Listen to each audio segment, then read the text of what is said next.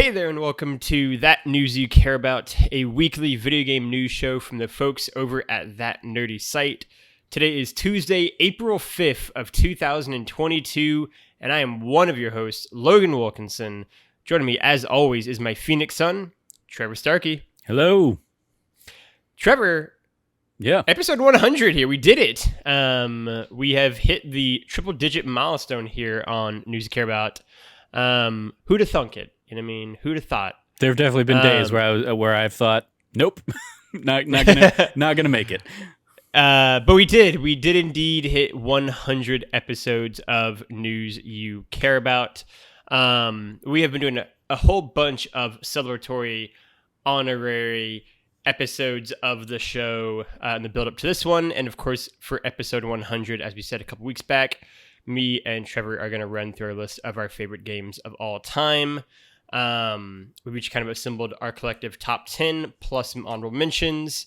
Trevor, what are some of your honorable mentions on your list that you don't want to give a particular top 10 shout out to? Sure, yeah. So I'll say this as with like the last couple lists. My caveats here would be I have like two that I would like always include in this conversation, and then a whole bunch of other stuff where I'm like, that's a really great game that I want to talk about and give some love to. But like pretty much everything else could like shift, depending on my mood or whatever I'm feeling. And so one of the honorable mentions I will give some love to, since we were just talking before we started recording about Lego Star Wars, since we are here recording this the day that the Lego Skywalker saga comes out, is I will give some love to Lego Dimensions, and just the wild nonsensical stuff. It's over on the other side of my my screen, so you can't see it in frame here. But all of my like Lego things over here from Lego Dimensions was just a delight to get into, and such a weird like collection of stuff, since it's basically like all of the properties WB has access to without being able to do the Lego Star Wars or Lego Marvel things. So you have Lego DC, you have Harry Potter, you have The Wizard of Oz, you have Back to the Future, and and just all sorts of like Portal is in there, and Doctor Who, and such a weird mix of things that came in sadly at like the end of the Toys to Life like boom, so it only lasted like 2 seasons of stuff, but it's of like all that Toys to Life stuff, Disney Infinity or the whatever the Spyro one is, that's name escapes me. Like this was the fun one for me because I already love Legos and I already loved the Lego game or the Lego games in that style. So giving me like the melding of those two things was just like a delight and leads to some really funny situations. Oh, the Simpsons are in there too. And so you have, like you have mashups like the Wizard of Oz Scarecrow being confused for the Batman Scarecrow. And just like it has such a staggeringly like high level of Easter eggs and fan service for any franchise that gets included. It was just a delight. So I'll give that some honorable love, or honorable mention love, because it was a gone before its time or gone too soon kind of game. But I do have I still have a whole bunch of like unbuilt season 2 Lego Dimension things that I basically got on clearance when the game was done for like $3 a pack or something.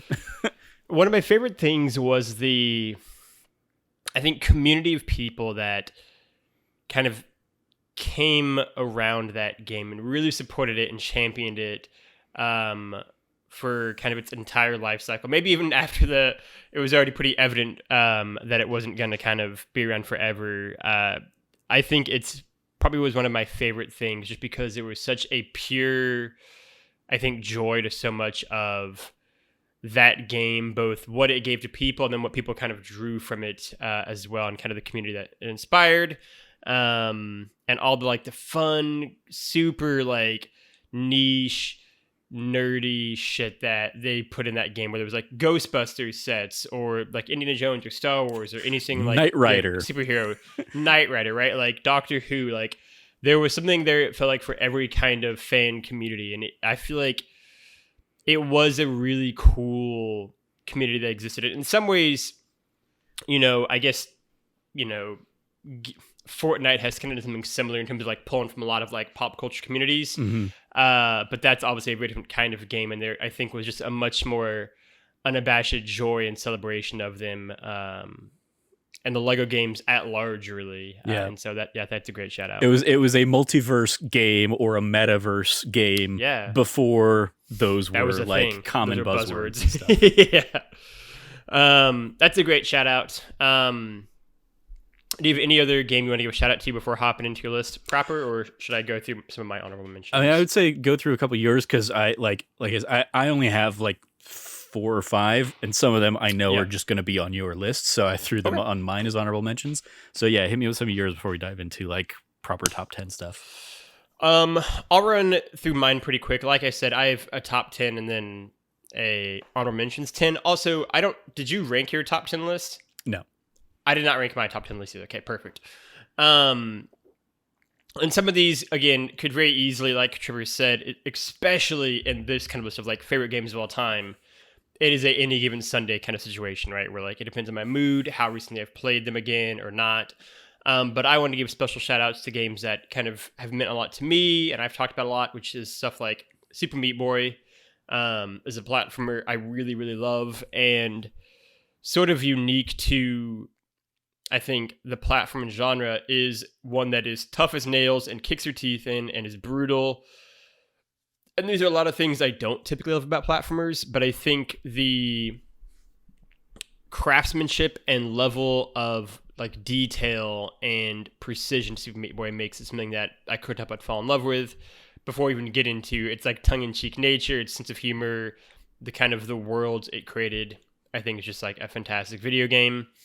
I wanted to give a shout out to Rocket League, a game that I still can throw on now, almost 7 years after it came out, and have a blast with and have so much fun. I think it legitimately stands toe to toe with almost any other sports game ever made as one of the very best of that genre. I think it is legitimately like a masterpiece in a lot of ways, for something so simple too. I had to give a shout out to Resident Evil 7, which is probably still my favorite horror game of all time.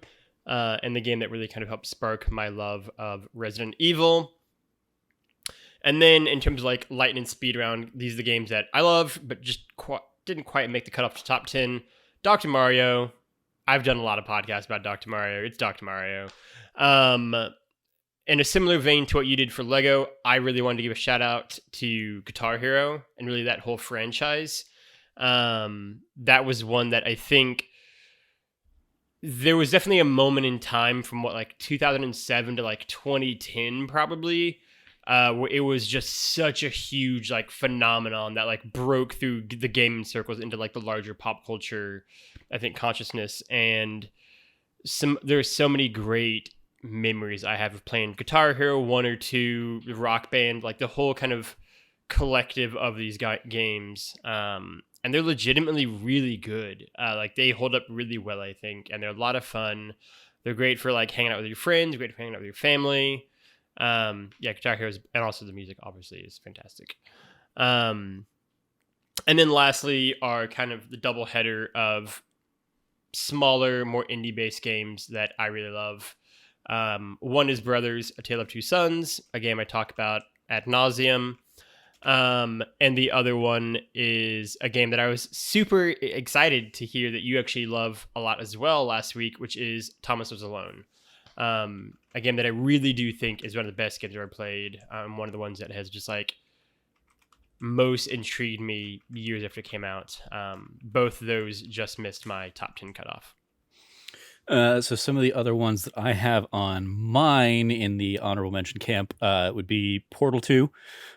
We talked about in was it favorite characters or something as an honorable mention a few weeks back.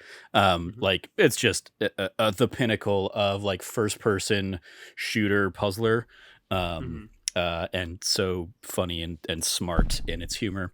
Super Mario World is going on here because I do not have a Mario on my list, but I will give Super Mario World the the place of like reverence and love.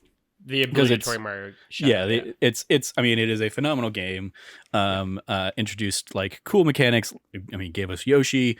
Introduced fun things like, you know, flying around on the cape, and various kind of like just the world that got created there. The joy of going from like castle to castle to take out the Koopalings and stuff is a lot of fun and a great kind of standout platformer for that original Super Nintendo era, and it's, you know, indicative of great platforming along the Mario landscape, but that's the one I thought I would give an honorable mention nod to. It's a great shout out. And then the last two I'll throw out here as honorable mentions, though I will not be surprised at all if we talk about them in your sections here, but they are The Last of Us and the Uncharted series. Obviously Naughty Both Dog will be in my top 10. Yeah, obviously Naughty Dog, you know, doing some phenomenal work there in the narrative front. But since I figured you would be tackling them, I freed up those spots for a couple other things I wanted to give some love and shout outs to. So, yeah. I wanted to give, since you didn't have it there, then a shout out to the game that is number 11 on my list. I was curious if you would have it not on yours. You might have it on your list, but I don't think you will. I think I like it more than you do, which is Ghost of Tsushima. It was just missed in my like bigger, broader, like when I first put together like a big old notepad of things. Ghost of Tsushima's on that list. I actually originally had it in my top 10, and then something else bumped it out eventually. But I wanted to give a shout out to Ghost of Tsushima. I think it is just a masterclass of world building, game design, character storytelling, environmental storytelling, side characters, side quests, just like everything it's set out to do. I think it does so well, and in such a refreshing manner. And it was such a breath of fresh air in both its setting and I think in terms of kind of the vistas and locales you get to visit. It is a shame that COVID happened. Otherwise, I'm sure the island would have had a nice little spike in tourism. But nonetheless, hopefully it has one still because it's beautiful. It'll get a boon when the sequel comes out. That's one it was kind of originally in a like earlier rendition of honorable mentions, and it was like literally the next one down below Super Mario World and Portal 2. So it's one that, as somebody who has tried to get into and actually properly enjoy the Assassin's Creed games for years and not just play them for the sake of playing them, like it did all of the things that I've wanted an Assassin's Creed game to do, and it did them better. It has such a beautiful cinematic quality to it, in like the just absolutely gorgeous vistas, and it's the prettiest thing on the PS4, probably also on my PS5. Beautiful game, and fun and like diverse combat stylings as well. I remember when me and Cameron did the spoiler cast, we talked about how like Cameron loved going in and doing the like standoffs. You loved going in and doing like the stealth assassination stuff, and I loved going in and like dancing between different sword forms, and kind of just taking out people that way. And so I loved that like it had something to appeal to each of those, you know, play styles and approaches. Made for really cool, and the idea that it has like a dedicated Kurosawa mode that you could hop into if you really love right. It's rad and stuff like that. So yeah, absolutely, Ghost of Tsushima, a worthy contender and an honorable mention for both of us there. Yeah, Trevor, take me to your top 10. All right. So like I said, I've got two on this list that will be on this list, you know, any given day, and I'll just go ahead and kick off with one of those, and that would be God of War. Might as well just knock that one out right out the gate here. God of War 2018. Trevor says, "Fuck the usual list of a ranking. Get the favorite game out of the way quick." Yeah, we've talked about this so many times. I don't need to like dangle it out until the end of the episode or anything like that in a traditional like countdown to your favorites or whatever. God of War 2018. Like I said, we've talked about it ad nauseum on these shows. But I love fantastic combat, excellent performances from kind of everybody involved. It's got a wonderful, beautiful world to explore. I forget how great and wonderful it is that the whole thing is shot as if it's one continuous shot. I forget about that all the time. That like, when I think about that, I'm like, oh my God, yeah, that's just another great thing I love about the game. Like even from the start screen, like the start screen is Kratos ready to chop down that tree, and then you push start, and boom, you're right in the action, and you never basically leave Kratos the course of the entire game. So shout out to all that. I love that it's a game that stands on its own while also, of course, building off of what came before and also laying some seeds for what we'll get presumably in Ragnarok. And yeah, just wonderful characters: Kratos, Atreus, Freya, Baldur, Sindri, Brock, like Mimir. So much fun. It's just like a fun world to plop into for 30 hours, 35 hours, enjoy your time, and explore. And I can't wait to see what they do next. We also have talked, ad nauseum about how like the narrative around that game is they took Kratos, who was a joke of a character, and like actually brought heart and humor to him or something like that. And I think you are also in this kind of boat. Like Kratos wasn't always a joke of a character. This really does a lot to harken back to like the first game and really kind of get to the pathos of that character. He just kind of later becomes a little bit of a parody of himself. But like making it, he's not killing everybody in the Norse pantheon in that game, I think was like absolutely the right choice. And it just made for a much more like grounded feeling game. The Leviathan axe is probably one of the best like weapons in all of gaming, and that's after the Blades of Chaos was already one of the best weapons in all of gaming. So it's my single favorite weapon in all of games. Blades of Chaos. So the Leviathan axe is my favorite weapon in all the games. So this game, spoilers, gives you both of those and and makes the new perspective and everything work for the Blades of Chaos too. But like even if you hadn't gotten the Blades of Chaos in that game, the Leviathan axe was like so satisfying and enjoyable that it would not have mattered at all. So just lots to love there. I'll be very curious if like you end up, in Ragnarok, you end up like killing Thor and then taking his hammer because it has essentially the same mechanics. And so in the same way that like earlier God of War games would give you like variations of the Blades of Chaos, I wonder if you'll get like, hey, you've got the Leviathan axe that gives you ice powers, and now you're going to get Thor's hammer that lets you use lightning stuff. I don't know. We'll see. But yeah, very, very much kicking off with God of War 2018. Favorite game of all time for Trevor Starkey. Out at the gate quick. I think that was all really well said. I actually just want to add on two things. Leviathan Axe is a great weapon. Again, my favorite weapon in all of games.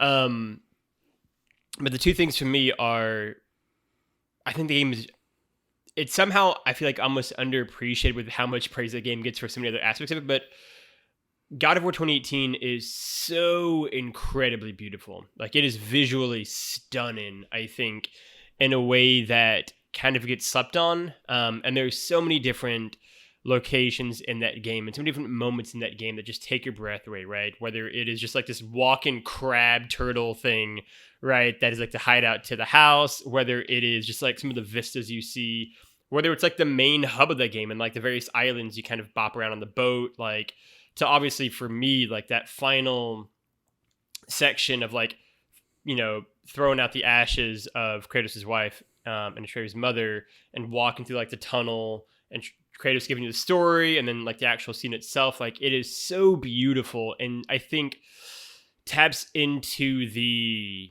kind of grandiose epic nature of the classic God of War trilogy, while simultaneously making it way more intimate than those games ever were. And it just is that purely by its locations alone. And I think it's really, really clever in that. And then the other thing that kind of ties into that in a lot of ways is I think it is a real environmental storytelling is like such a big buzzword now, but like it does it, I think, so incredibly well. And while a lot of the characters you might interact with are just kind of giving you exposition, it is done in such a fun way, in such a humorous manner that not only do you not notice it, but even when you do, you don't care because they're just great stories you're getting told. And I think it does really, really solid work there as well. Yep. Well, Trevor did it, so I'll do it too. My first game, my top 10 is going to be The Last of Us, which is, of course, my favorite game of all time, as I've similarly talked ad nauseum about. Yeah, I mean, I think, what more is there to say about The Last of Us? I think it's a masterpiece. It is my favorite game of all time. It is the most, I think, emotionally impactful game I've ever had. The second time through I played with it, after I played through it in the wake of my grandmother passing in 2014, it's like my single favorite game in memory. Just in the kind of process of kind of going through the grief of that. Joel and Ellie are my two favorite characters in gaming. I think it is a beautifully told story of loss and grief and humanity and hope. And I think every time you play through it, you can kind of take something new from it, whether it's a different kind of theme or story or character or moment that just kind of shines in a different light than you had seen it before. I think a really criminally underrated aspect of The Last of Us is its gameplay. I think it's really, really fantastic and really, really good. And especially for the time in which it was released, was doing something so clever and so different. And I love how different Joel and Ellie feel. I love how different they play in their combat styles. When you include the Left Behind DLC, I love the interactions we get between the clickers, humans, and the main character all at the same time. And yeah, I think it is a really, really sad video game that is also really, really beautiful and really full of love and hope. And I don't know, I think a lot of people misunderstand The Last of Us in a lot of ways, I think, in terms of like what it's about and how bleak and dark and somber and awful the world is. And all those things are true to an extent. But I routinely find The Last of Us really beautiful, and really touching and really emotional. And I'll acknowledge part of that is probably tinted through my experience playing through it, and my own journey of grief with the game. But I think The Last of Us is just an absolute masterpiece, and is one of my favorite stories, period, in any medium. And yeah, and most of all, I think, again, to go back to that environmental storytelling buzzword, the fact that you get an entire character who is so loved 9 years after the game came out, who's literally never in the game, is, I think, a testament to the quality of storytelling on display in The Last of Us. Indeed, shout out Ish. It was definitely something I was going to ask about, because so often we do focus on the story and the characters that, Mm-hmm. like, yeah, the combat is, while heavy and it's like arguably maybe clunkier or something, compared to, first person shooters or something like that, or just a more fast paced kind of thing. Like, I do love sitting there crafting the shrapnel grenades and just like wreaking havoc on on an encampment of bandits or something like that, or run around adding like shivs to a baseball bat to take out some extra zombies or something like that, or clickers. I think it's also a really genius touch that the game doesn't pause when you do that, right? Like, I think there was just a level of tension in the Last of Us that even a lot of horror games get wrong. And The Last of Us straddles so many different genres, and I think does all of them really, really well. And I think the intensity and intimacy of its violence is particularly striking and particularly effective. I think, like, obviously the much talked about, like, they'll grapple at your arm as you kind of strangle people and you feel it. But even just like the crack of your bat on someone, like, you feel that thud, you feel, I think, the weight of what you're doing. And yeah, like, I think in maybe a different game, the weight, and some people have said clunkiness of the gameplay would bother them. But for me, it fits in the kind of protagonist Joel is, right? Where he is not Nathan Drake. He's older. He is just heavier, has been around longer, has picked up kind of these bumps and bruises along the way. So I think it suits his character really well. And yeah, that game's gameplay, I think, ties so well together with its narrative. Yeah, I love the tension, as you kind of touched on, of you don't leave combat, you're not paused while you're crafting or even at like a workbench kind of thing. And it's something that like The Last of Us 1 doesn't really explore, but there is like a moment in particular I can think of in The Last of Us Part 2 that does like leave you thinking like, am I ever safe? Because there's like one scripted moment where like you'll go and try and use a workbench and somebody will attack you. They'll like break into the area that you're in and you'll basically like be thrust into an encounter in what was otherwise like a safe kind of space, in the same way that I know Resident Evil has done that with like the typewriter rooms, the safe houses, where it's like the game conditions you to play by this set of rules, so that when it breaks it just throws you even more on edge of like, well, okay, if I'm not safe there, then where am I safe? What happens? So it's always a fun element. I'll be curious if you ever actually get around to playing Last of Us Part 2. I'll play it eventually. It'd be a fascinating one to like sit down and discuss with you. Just given your love of this one, obviously. Because it's definitely another one like I think about occasionally, and the thought is often tempered with, it's fascinating that I don't think about Last of Us Part 2 more. Because I very much enjoyed that game, but it's also just a lot. And it also obviously hit at a very dark time in the world. But it's also like unequivocally does a lot of things better than its predecessor. And in some regard, like some will regard the story better, and the characters even better. I mean, there's also just, the original Last of Us being like the first of those was also just like, holy shit, this is a different kind of thing, this is a different kind of story that you've told now in a video game. And now it's set a new standard and given us a new bar for a watershed moment in the industry. Right. Exactly. Yeah.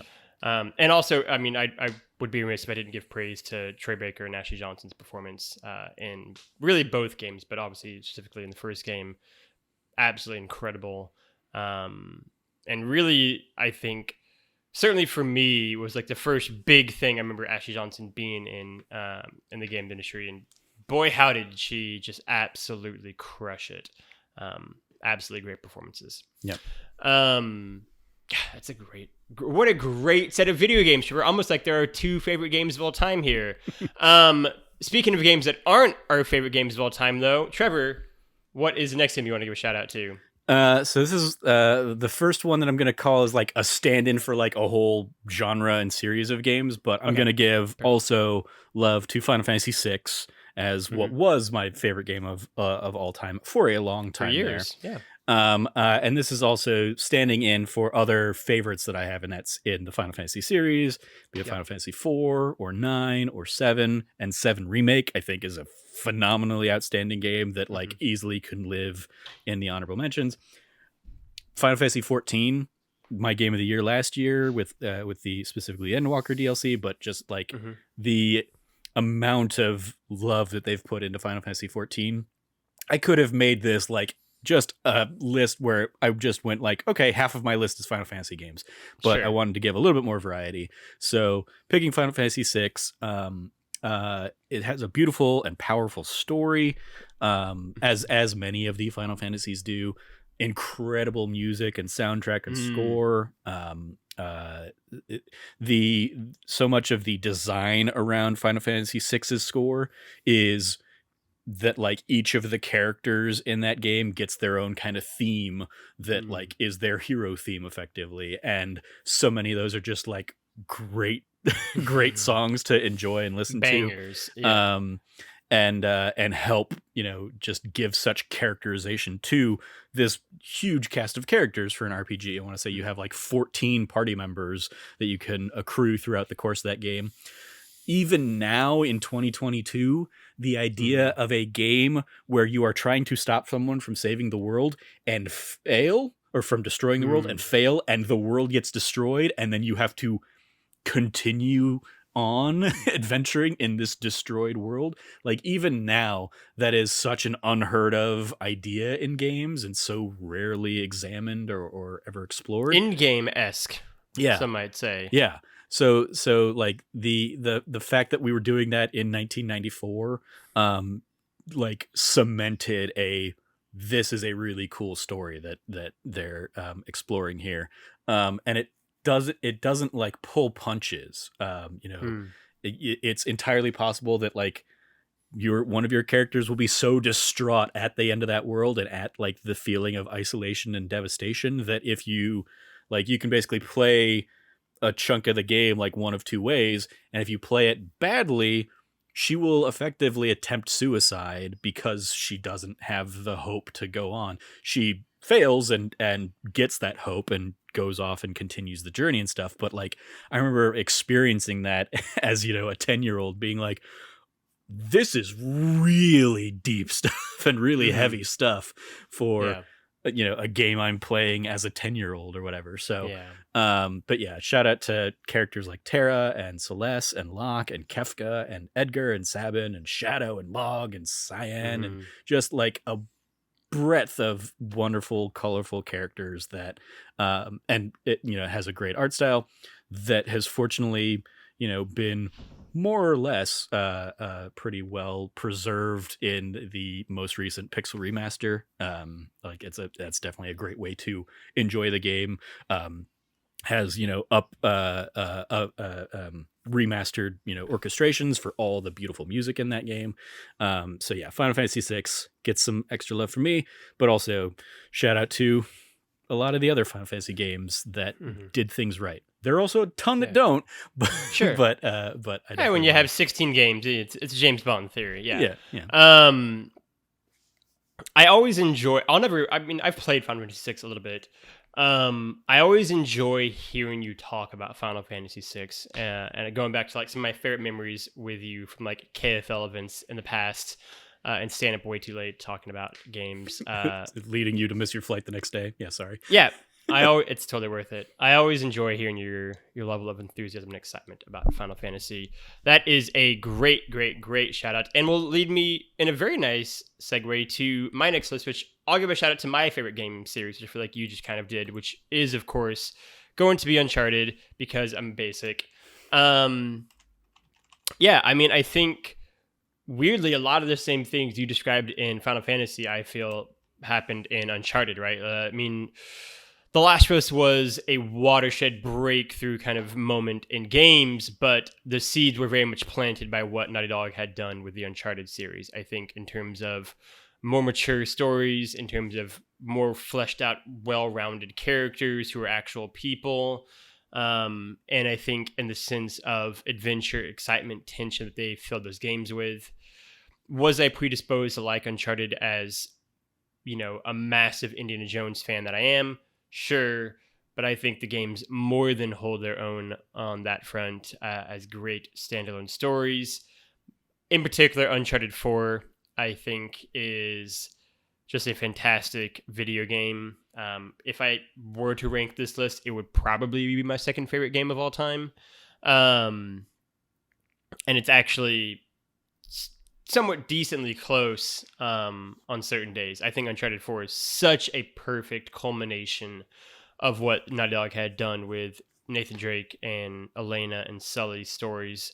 I think it is darker in all the right ways. It is more serious in all the right ways while having so much humor to it, while having a perfect amount of heart and love and emotion and like depth to it and its various characters. I think we get the series, I won't say first great villain, but certainly the series' best villain. And I think the addition of Sam actually really works for me. I know that some people have problems with it, and that's fair. But for me, it largely lands. I think Uncharted 4 has some of my very favorite levels. I love the fact that the game has levels where you don't really do anything, and that's rad. That's really cool, actually. I love the fact that arguably the game's actual main villain is not in the game at all. He's a pirate who's been dead for 500 years, and it's like a really genius twist on the idea of like who an antagonist can be. Or it's really just the concept of greed. Yeah, right.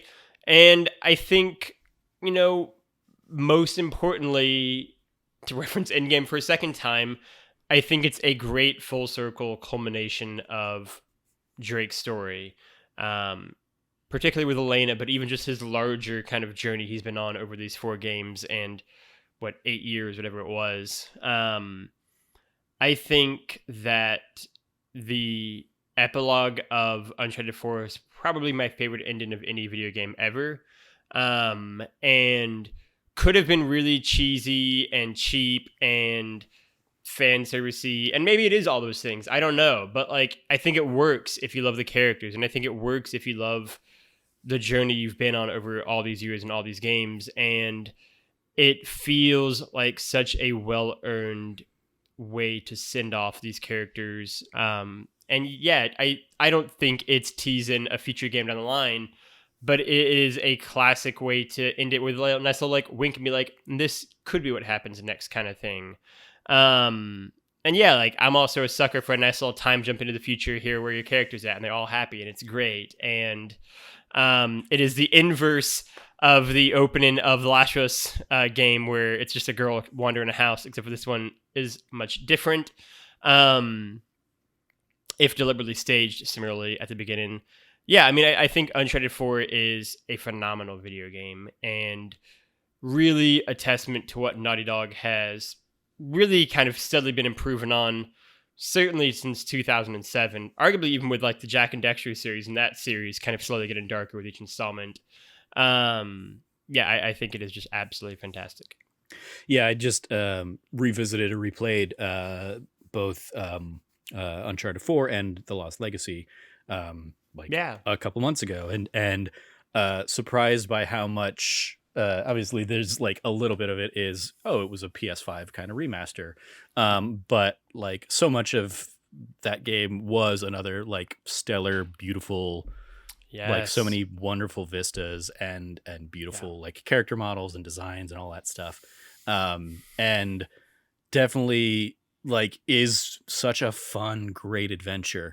And while it doesn't have maybe some of like the, like iconic like peak set pieces that some of the earlier games did, I don't think this one needed it. I think like the story and the emotion and like whoever is like with you along the way and like is kind of keeping that story going, and the banter and all that stuff just helps like carry it in a way that I don't need to be alone on a ship that's pulling a Poseidon adventure or falling out of a plane or hanging from a train or something like that. But it still is such a fun adventure to go on, and yeah, it's like even playing it 6 years later, still a ton of fun, still like feels great. Again, like Naughty Dog, not always the tightest with their combat and stuff, but like this was like enjoyable and fun enough. And when you mix all of the other elements into it, I'm just having a fun, stupid grin on my face the whole time. So were you one of the people when that game was coming out, because of how dark The Last of Us had been, did you think that somebody was going to die by the end of that one? I think that, I definitely thought it was possible. I mean, I think partially because of The Last of Us, and also I think partially because they spun the game, I think that way a little bit too into its marketing. Thief's End, yeah. Right, and some of the stuff they did, and some of like the trailers they gave and the voiceovers they were doing, and like I definitely thought it was a possibility, right? And I think playing through the game kind of sends you in that direction a little bit too, and sends some red herrings, right? I talked about back in, I guess it would have been 2016 when it came out, how whenever, after all the emotions and all the conflicting everythings and just everything involved in that game and how long that game kind of takes on the journey, whenever Drake and Elena are together and then like Sam wanders off basically at the end of the game and Drake like climbs over the fence and then like looks back at Elena and then hops down and like walks away. When I first played the game, I remember watching it being like, that is the last time they're going to see each other alive. One of them is going to die basically. Like I like up until then I'd been like, no, like these people are going to survive. Maybe like Sully or Sam might die, but like they'll be fine. Then that moment, like the way like it hit so hard, the way it focused on, I was like, oh shit, like one of them really might die here actually. And then playing through the whole game and the fight at the end, I'll never forget whenever you get into the fight at the end of the game, and it's actually a legitimately great Uncharted end of the game boss fight, and the sword fight ends and like, you know, Drake is like swimming and the skin goes to like white and then kind of comes back. I remember thinking in the moment, like some people are gonna have some bullshit theory about how like the white is like Drake actually dying and everything after this is a dream. Like I remember in game thinking that and getting like really angry and be like, hang on. Just like actually enjoy this moment. Don't like think about that yet. And luckily I've like never seen any online thing suggesting that. I was like so ready for all the think pieces though. Thought people were going to go like super down the Lost rabbit hole on that one or something. Lost or Inception, yeah, something like that. And then luckily we escaped that bullet. But yeah, I mean, I definitely thought it was a possibility. And playing the game actually tricked me into thinking that more than anything else, I think. It's fascinating because I remember that being a lot of the conversation around this and a lot of the speculation stuff, and I was just always like, but that's not what Uncharted is. Like I get that, yeah, maybe they could go that route, but that wouldn't feel true to like when the most notable like non-villain death prior to that was Jeff the cameraman. Like R.I.P. I just kind of figured everybody in that game has enough plot armor that they're gonna be fine. Like that's not what these kinds of adventure games are about. Like everybody is going to ride off into the sunset and have some kind of happy ending, a la you know, The Last Crusade or something like that. And so like I love the epilogue because it, you know, kind of affirms that and gives you that. But yeah, it was one of those like the closest I thought we might come, I guess, would have been like, oh yeah, maybe Sam is being introduced here just to die. And, you know, push Nate forward on this journey or something like that. But even that I dismissed pretty quickly on just because of like the joy in the repertoire. I was like, yeah, no, again, that doesn't feel like Uncharted to me, despite how, you know, dark and you know, sad that The Last of Us can be.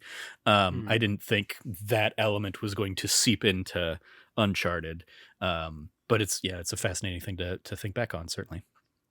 I think that, you know, it would have taken the game in a very different direction, unquestionably, right? And I think that is sort of the beauty of the epilogue, right? And part of why I like Uncharted 3 so much. Uncharted 3, a game that possibly was my favorite game ever for approximately like 2 years, essentially, until Last of Us came out, right? Like, because Uncharted 3's ending is, I mean, it very much is like an homage, essentially, to Last Crusade. It is like the three of them in a desert going off together at the airport, essentially, instead of horses.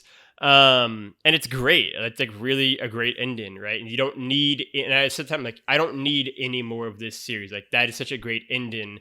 And then to their credit, they gave me something that was even better, right? That was even stronger as both an overall game and an ending to the series and the characters. But yeah, like, I'm glad they didn't go that route. I'm glad that we were just able to kind of savor this last route with everyone. And to your point for Final Fantasy, I think all four Uncharted games, main console version Uncharted games, are very, very good. And what makes them fun is how different each of them are.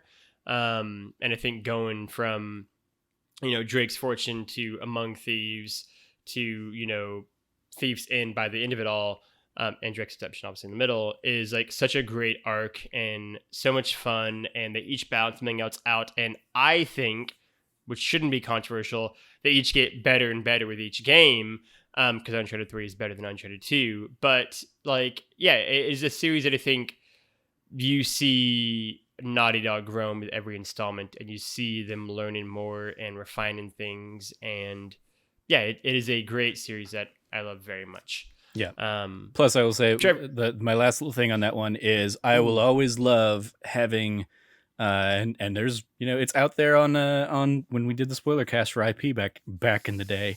I will always love that I came up with the parallel between Nate and Rafe and Alexander Hamilton and Aaron Burr from mm, Hamilton, mm, because you Rafe has lost it seeing this guy go from being a nobody to finding all these like world-class discoveries while he's been languishing in freaking Scotland unable to find anything.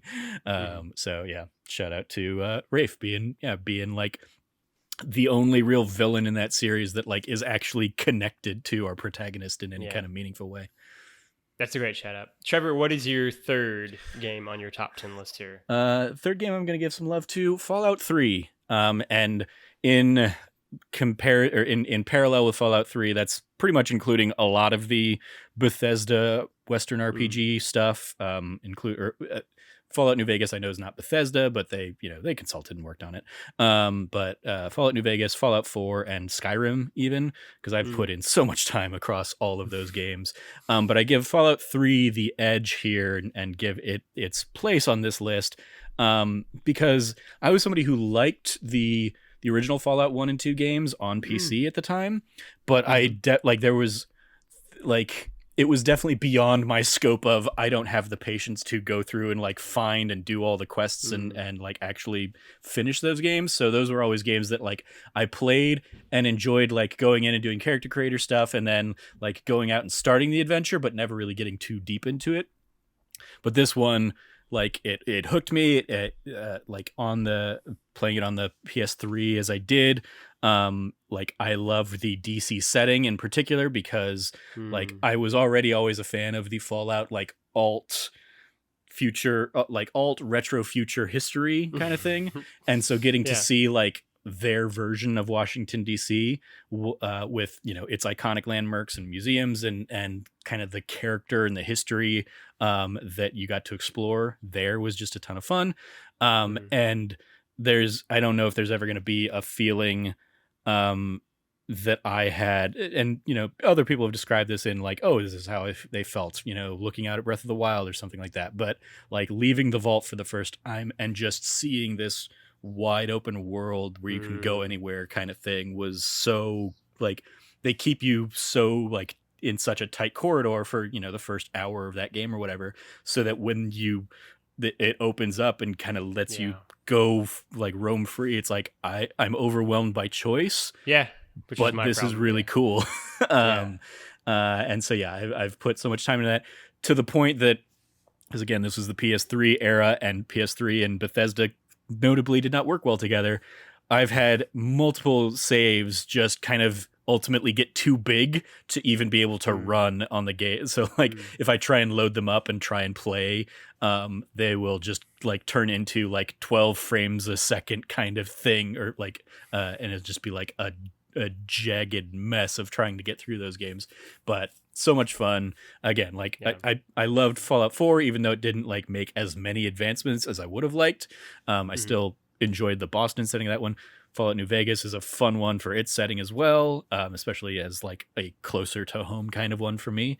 And Skyrim is just like I put hundreds upon hundreds of hours into Skyrim as somebody who had never been really into the Elder Scrolls series prior to that, but just the sheer amount of stuff that they give you to do in those games. Like even now that we're 10 years removed from Skyrim and it's been released on everything, I saw it on sale on a PSN sale the other day and I was like, I kind of want to just jump back into Skyrim for no reason, but no, don't do it, Trevor. There's too many other things to play. Yeah, right. So, but yeah, shout out to Fallout 3.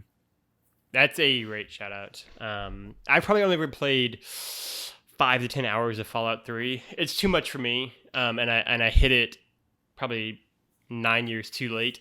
But unquestionably, I very much can feel the sense of being in the vault and finally stepping out and just that kind of overwhelming sense of the entire world is your oyster. Like you said, similar to Breath of the Wild, or similar to a game that somehow I forgot to put on my honorable mentions, Assassin's Creed Odyssey, when you finally leave the starter island and get to the larger ocean and world. Great shout out. I will continue this vein of a series kind of as a whole shout out with my next game, which is going to be the Emily's Way series. Emily's Way 3, technically. This one in particular is the most like someone can throw a challenge flag at me if they want, and it's fine.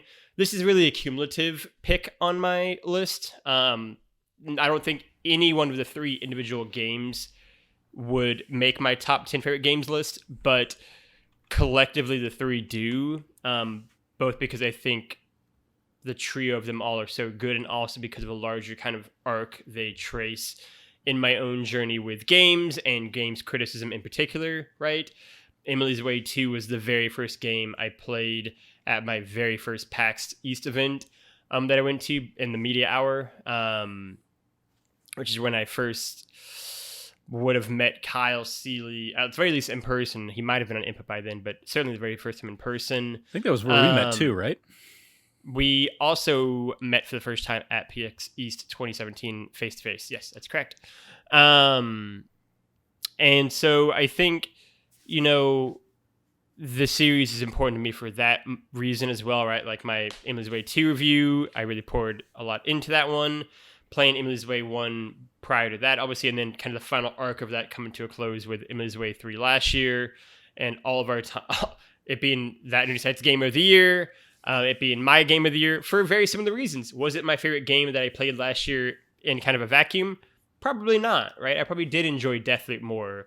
But was it, I think, the culmination of everything that went into it? Then yeah, and I think getting to play through Emily's Way 2 with you, right? And God, we should do more Let's Plays like that is sort of the thought I had. And it was so much fun, right? And getting to see Cameron be Cameron for 5 episodes of his Let's Play series, right? And you doing your own Let's Play series of the whole game, right? Like, and doing the spoiler cast and doing everything. Like, it is probably the game we have the most coverage for of easily. any game ever on that New Sites history. And well, it's sort of, I guess Dying Light is probably coming up on that now with all of those plays, sure. Let's Plays, but yeah, it is such a great, fun, varied series of games that I think each tell such a great journey and such a great kind of story of growing up. And I'm the exact same age Kyle is. We're literally like 2 months apart. And so I think,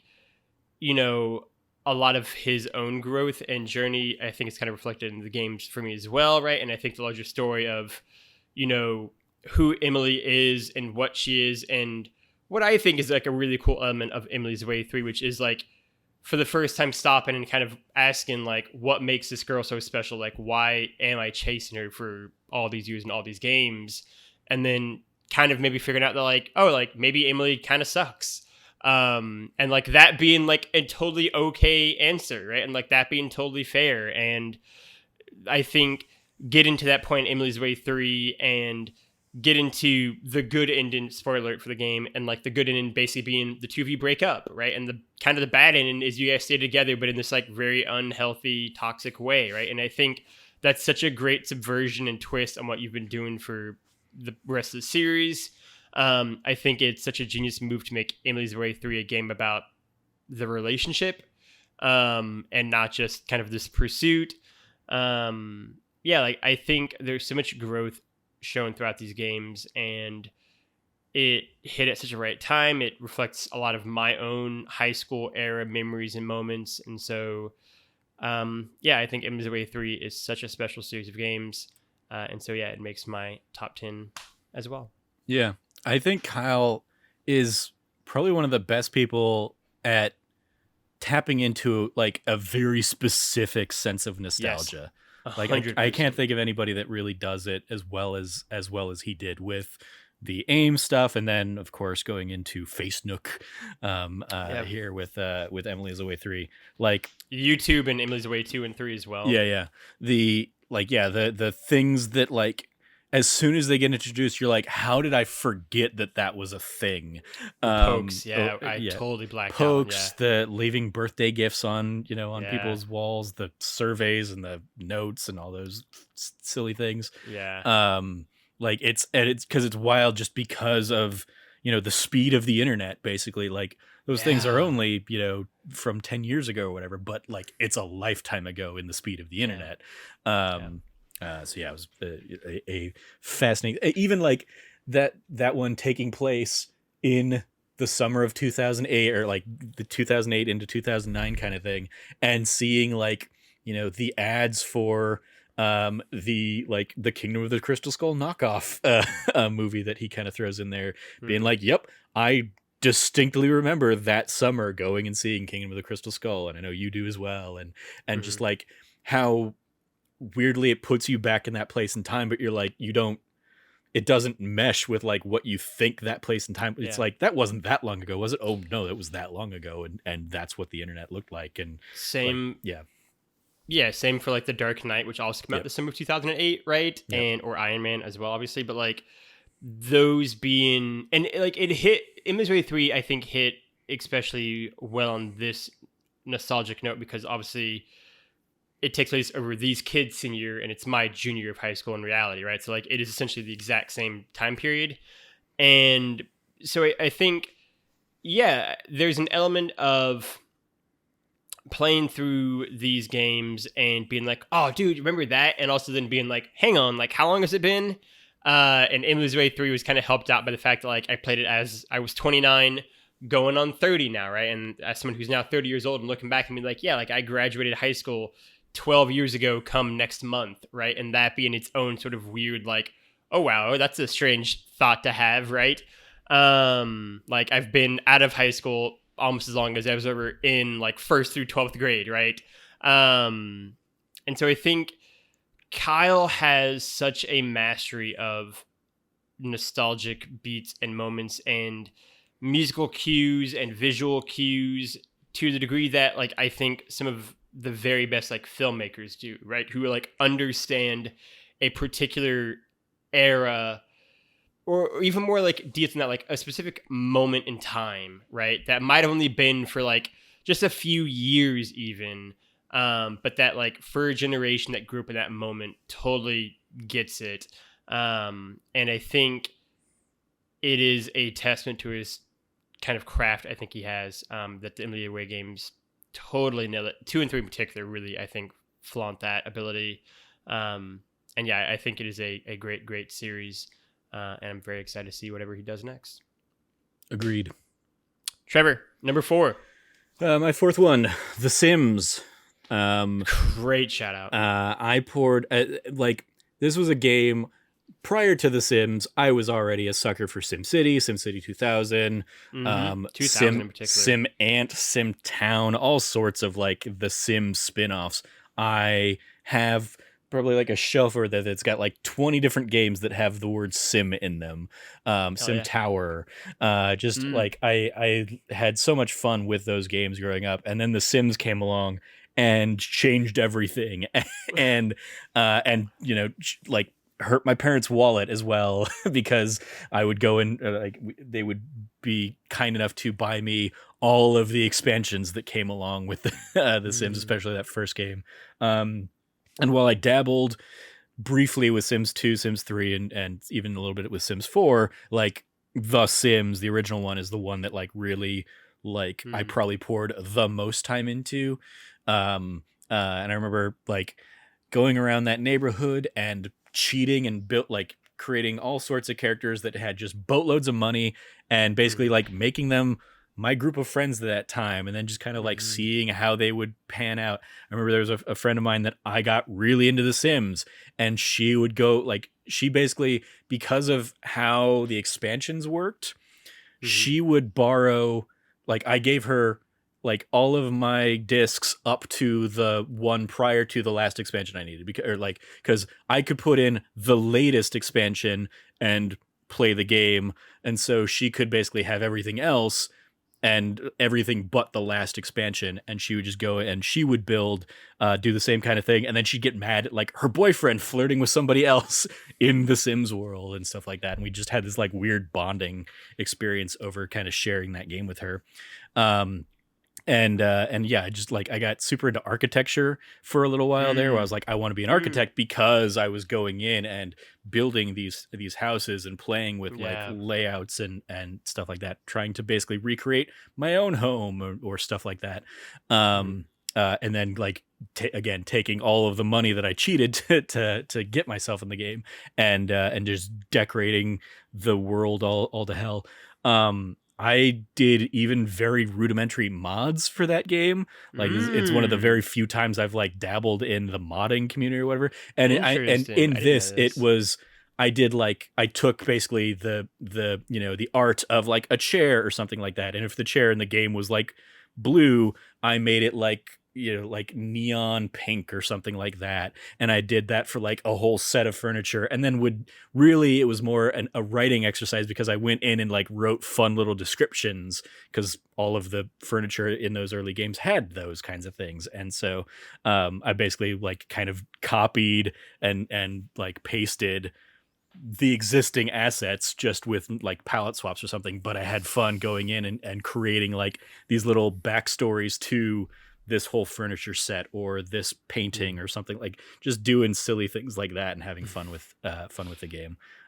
Yeah, it was just a ton of fun. Thank you to my folks for letting me like eat up so much of their computer space with the amount of stuff that I put into those games. And yeah, they're just a ton of fun. I loved the original Sims. It's like, there are definitely days where I was like, I would love to have the time to get into and get dive really deep into The Sims 4. But they also, like, as those games went on, the trend became the new numbered one is coming out and stripping out all of these features of the prior game, so that they can sell you them on like add-on packs and stuff like that. It just became significantly more gross as time went on. So like I that was a large reason why I was just kind of like, I can't support this anymore, because I put all this time and all these resources into these other games, and now you're making me, in the jump to the next generation, you're taking away product. So much of that stuff, and you're just going to try and resell it to me again. Pass. So but yeah, that first Sims, ton of fun. I think it's a great shout out, right? I've talked before about The Sims. The Sims is probably the video game my sister has played the most in her entire life. She really, really, really loved The Sims, and would just spend like whole days just in front of the computer playing The Sims and just doing multiple things. We'd always get into arguments about the fact that like it always stressed me out that she would always play her version of The Sims on like ultra high speed, and I'm always like, you're missing everything, and her just being like, I ain't got time for this, right? As she would sit there for 12 hours. They can manage their own lives. They'll be fine. For me, I've talked before, half joke and half serious, about how like I remember so vividly like playing The Sims one day, because I also really like The Sims, and just being like having like this like existential motive, being like, I am just literally playing my life. It's like I have to, like, I can't do it, right? And like I had this like through the looking glass moment where I had to like break up with The Sims and be like, I can't play you anymore, because I'm having like a crisis right now. But like The Sims is so good. I mean, really the whole series, right? Like for me, there are days, probably legitimately like once a month, where I'm like, should I get the newest Sim City game and just like do shit and just like build a city out? Like I think about that so constantly, right? Like these are just games that I think it is so easy to get lost into, right? I mean, it's not on either one of, I mean, it's not on my list. I assume it's on your list either, but like in a very similar vein to like Civilization. Oh, I have Civilization on my list later, yeah. Okay, well then perfect. I'll save myself for that. But like in a similar vein to like that kind of game, right? Like a Sims game I can just get lost into, right? And just build these characters and tell these stories. And it's an element that I like so much about games. And as someone who always says I play games for the stories, The Sims feels so evocative of that era of games where you mostly had shitty stories, and so you had to kind of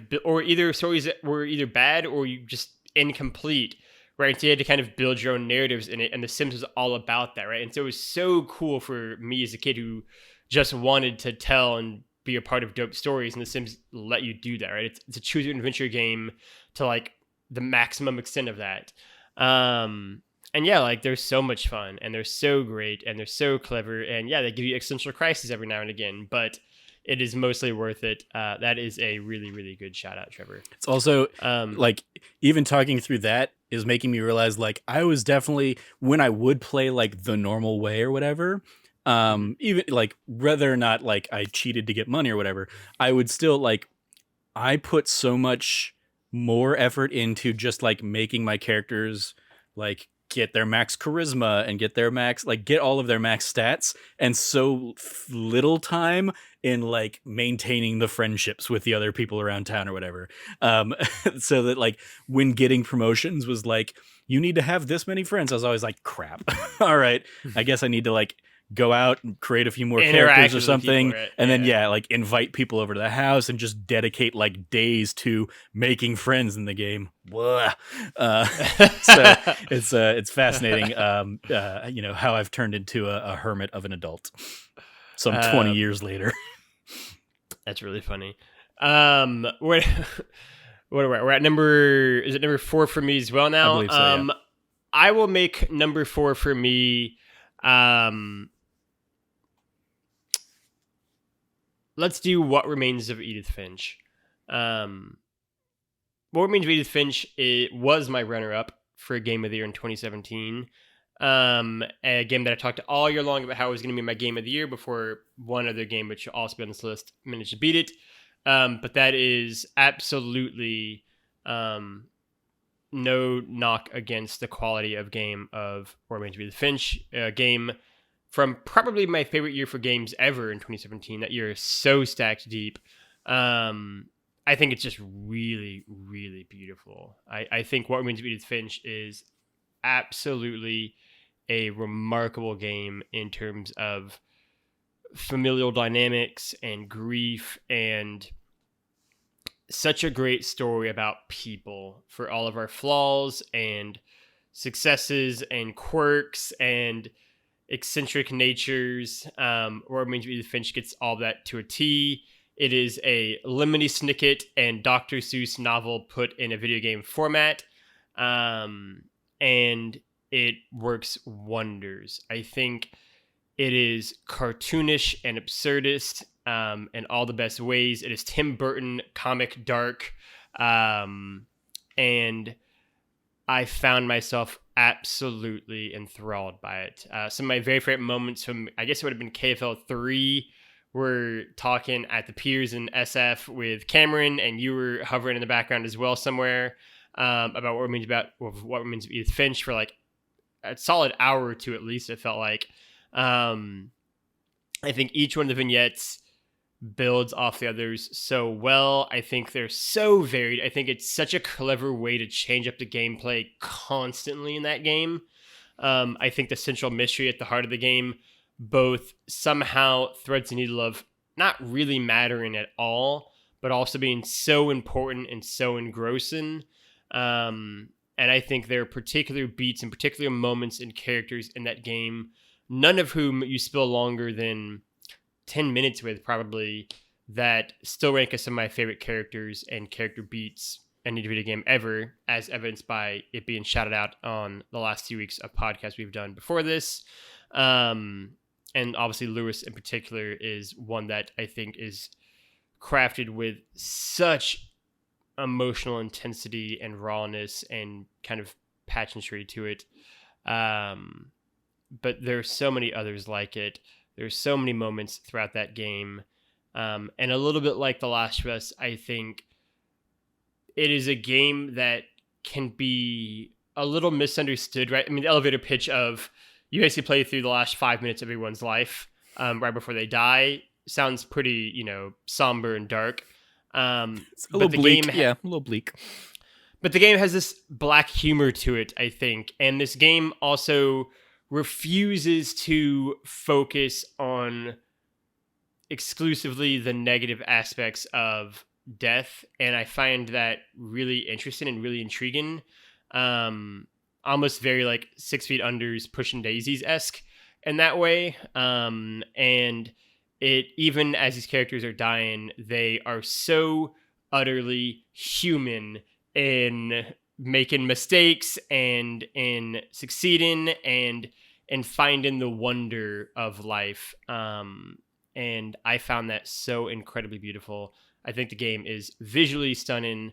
Like really, really love the art style of War Games of Edith Finch, and I think it is a great, I should say, gateway drug into video games. Right, for people who haven't played games a lot, I think that is a great game to kind of introduce them to the larger medium. Cool. Yeah, I don't really have much to add there. We talked a little bit about this, in the last couple weeks. Didn't resonate with me as much, but it definitely is like I definitely remember images and moments from that game, even if I wouldn't be able to name the characters necessarily, but like I remember the cannery, or I remember the bathtub, and yes, the very heightened emotions and tragedy of that family. Trevor, what is your 5th game on your top 10 list here? Doing a big old 180 into just the wild, wacky world of SNES RPGs with Earthbound. Such a just fun and bonkers RPG of that era. It's one that I love occasionally just hopping in and going back to every now and then, and it's one I can go back to now on my Switch. I probably won't, because I won't bother like resubscribing to Nintendo Online just to do that. When I have a thing I can play the SNES cartridge on, and it is one I'm ever closer to just like biting the bullet and buying the fan translation of Mother 3 just to see where they went from there, because I remember poring over like Nintendo Power magazines when there were these screenshots of and like Earthbound 64 basically for the N64 that just never came to pass. But it took this genre that I'd become like infatuated with the Final Fantasy games and with Super Mario RPG, and gave me that with just like so much weird and wild Americana love. You go around, you're fighting bees and dogs and snakes, and if you want to get your ACAB vibes on, some of the earliest like enemies you can fight are like corrupt police officers and a police chief in like the first town of the game, so you can go exercise those demons if you'd like right now. But like you fight hippies, you fight piles of barf, you fight dinosaurs, you fight zombies, you fight robots, you fight just all sorts of weird and wild things as you go on this like adventure as a 10-year-old kid or whatever, trying to save the world in a very like B movie kind of plot and arc and stuff like that. It has wonderful mechanics that I wish got like used more in RPGs, where like one mechanic would be, as you become like super overpowered compared to all the enemies around you, they will just like on the map, they will just flee from you. They will run away, and if you do go after and chase them down and like attack them, you'll just like basically one hit kill them. You won't even go into the battle screen. It'll just be like, smash, you killed this enemy, here's your pittance of experience points that really isn't going to help you much now, because you're too powerful. So that was like a ton of fun. And then it also, within combat, rather than like the numbers just automatically being subtracted or whatever, they were on like a rolling counter kind of thing. So if you got hit for damage but you managed to like win the fight or flee before the 200 hit points is like rolling down, you could basically stave off death and survive if you beat the countdown effectively. And it was just like a cool little idea that I don't see a ton of in games kind of moving beyond that. It is notoriously a game that was so obscure in some of the things you have to do in that game that they packed in the strategy guide. But they also put a ton of effort into making the strategy guide for that game, and it is one of the best strategy guides of all time. So shout out to that as well. And yeah, just Earthbound, like there is a reason that there is a rabid fan base that Yeah. would love nothing more than Mother Yeah. 3 to be localized officially in because those games just are so charming and endearing and weird and wild and funny and just have so much like silly love poured into them. Yeah. So yeah, shout out to Earthbound. That is a great, great shout out. Probably the SNES RPG I would most enjoy if I actually gave it a chance. One that I probably will give a chance one day. That's Also a has great like shout out, it Trevor. also yeah, I mean even that like it was the first RPG that wasn't like set in this weird wild fantasy world and it's like Yeah. you're a kid, your weapons are a yo-yo or a baseball bat. Like you're Yeah. eating hamburgers to heal yourself instead of magic potions or ethers And or elixirs or beans, something like yeah. that. And you can order pizza and you like you to save the game you call your very absentee father and he'll he'll give you an update on how much money he's deposited in your bank account to like as your earnings, and he'll save the game and he'll give you like little words of inspiration even though you never actually get to see him. But yeah, it's just such a fun charming game. That's a great shout out. I really like that a lot. Yeah, I mean, going in the wacky, silly vein, then I will give a shout out for my next game to Grand Theft Auto Vice City. Right, I think as seen in that Ultimate Video Game List show, Season 1, I really like Grand Theft Auto Vice City. It's one of my favorite games of all time. Go figure, it's on this list.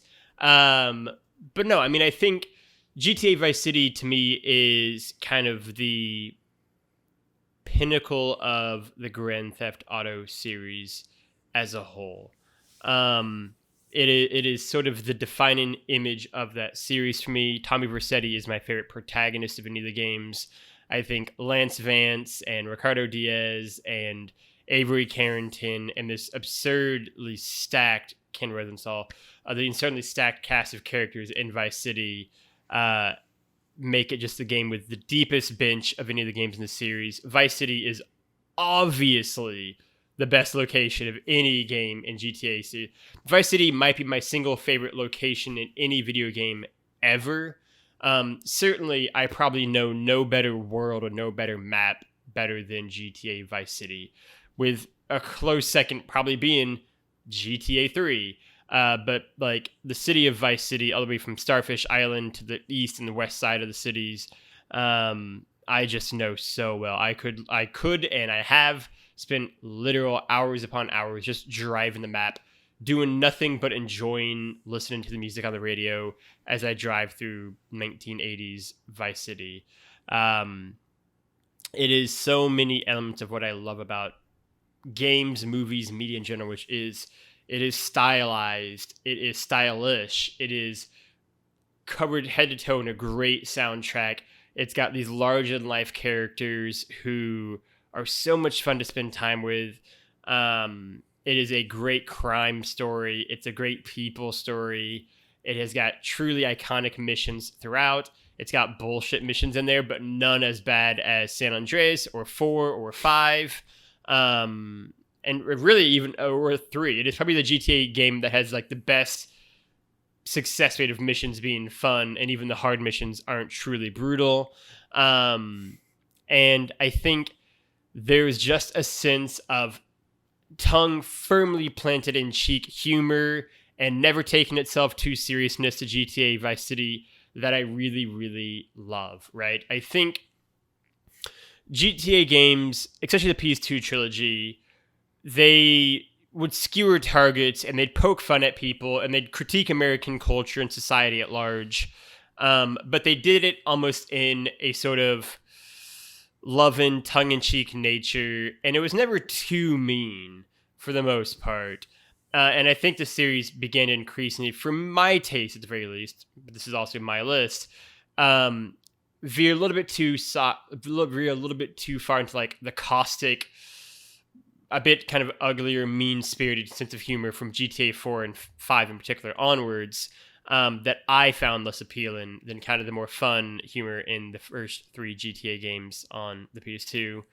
And I think GTA Vice City in particular just absolutely nails sense of humor. It's super ridiculous. It's super absurd. It's raunchy. It is filthy, but always in ways that are mostly in on the joke and poking fun at those kind of stereotypes and cliches.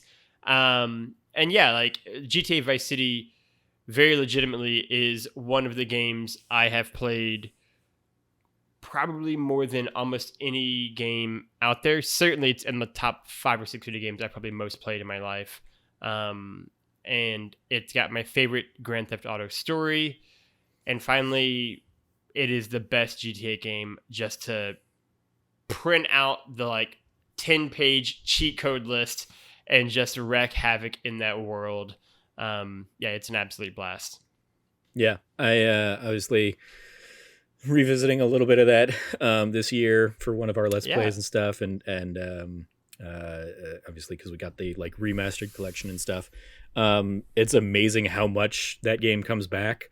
Because I would have been I was definitely in college when San Andreas came out, so I was probably either in like end of high school or early college when Vice City came out as well.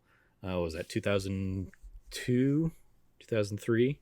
I don't remember, but it's still amazing how much just beats and moments and like the look and feel of that game comes back because it hit at that sweet spot of just experiencing the world, like, and trying to dive into every nook and cranny of the world, and having a ton of fun with it. So, yeah, no, absolutely, shout out. And I will say, like, I think in your note of trying to really dive into like the humor and the satire of those games, I think the 80s Vice City era is the most rife for that.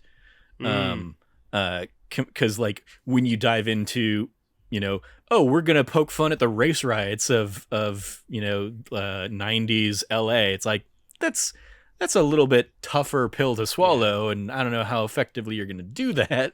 And and there's a lot of issues with San Andreas in general, but and then certainly GTA with Nico definitely dives more into like the dour, like it's fascinating, I think, to look back on, laced, because main hero, it's almost ahead of its time in terms of like pointing out that the American dream is a fallacy that is a book of lies told to us so frequently, and I think we've seen that just time and time again in more recent years. So it's like it's a fascinating, but it's also, I don't expect Grand Theft Auto to tell that story with a deft hand. And also, is that story fun to experience for 40 to 50 hours, right? Versus like a 2 to 3 hour movie, right? Especially when you juxtapose it with a very annoying cousin who's going to call you every hour. Would you like to go bowling? No, I would not. And then like a Roman GTA 5 is it's interesting. Like, I think it's such a weird one because the era that it originally came out in versus like if you were to go back and play that now, it's like, wow, this, like, it's wild how they haven't advanced or like bothered advancing that story. And there's definitely interesting ideas behind it. And I think Franklin's story in over the course of that game is a pretty interesting story. Michael is past his prime guy going through a midlife crisis kind of thing, and then Trevor is just fucking bonkers, which is always like, God damn it, if anytime I ever Google my name in video games, I'm gonna get that guy instead of me. And he's fun for his like just completely unhinged nature that is admittedly probably more like people normally play Grand Theft Auto games than anything else. But it's also like trying to actually fold that into a narrative context makes it just like, this is a person who would not have lived more than a week trying to like live this lifestyle. He would be dead a billion times over.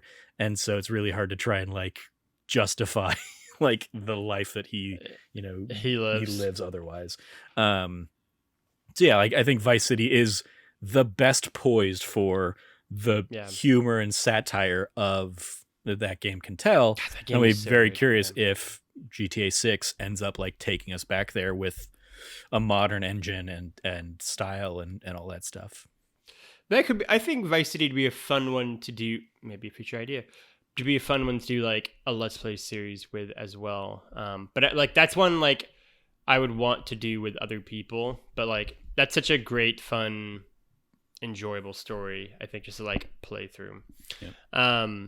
Yeah, Trevor, in the back half now. Give me number 6 for you here. Number 6, my last Super Nintendo game on the list here.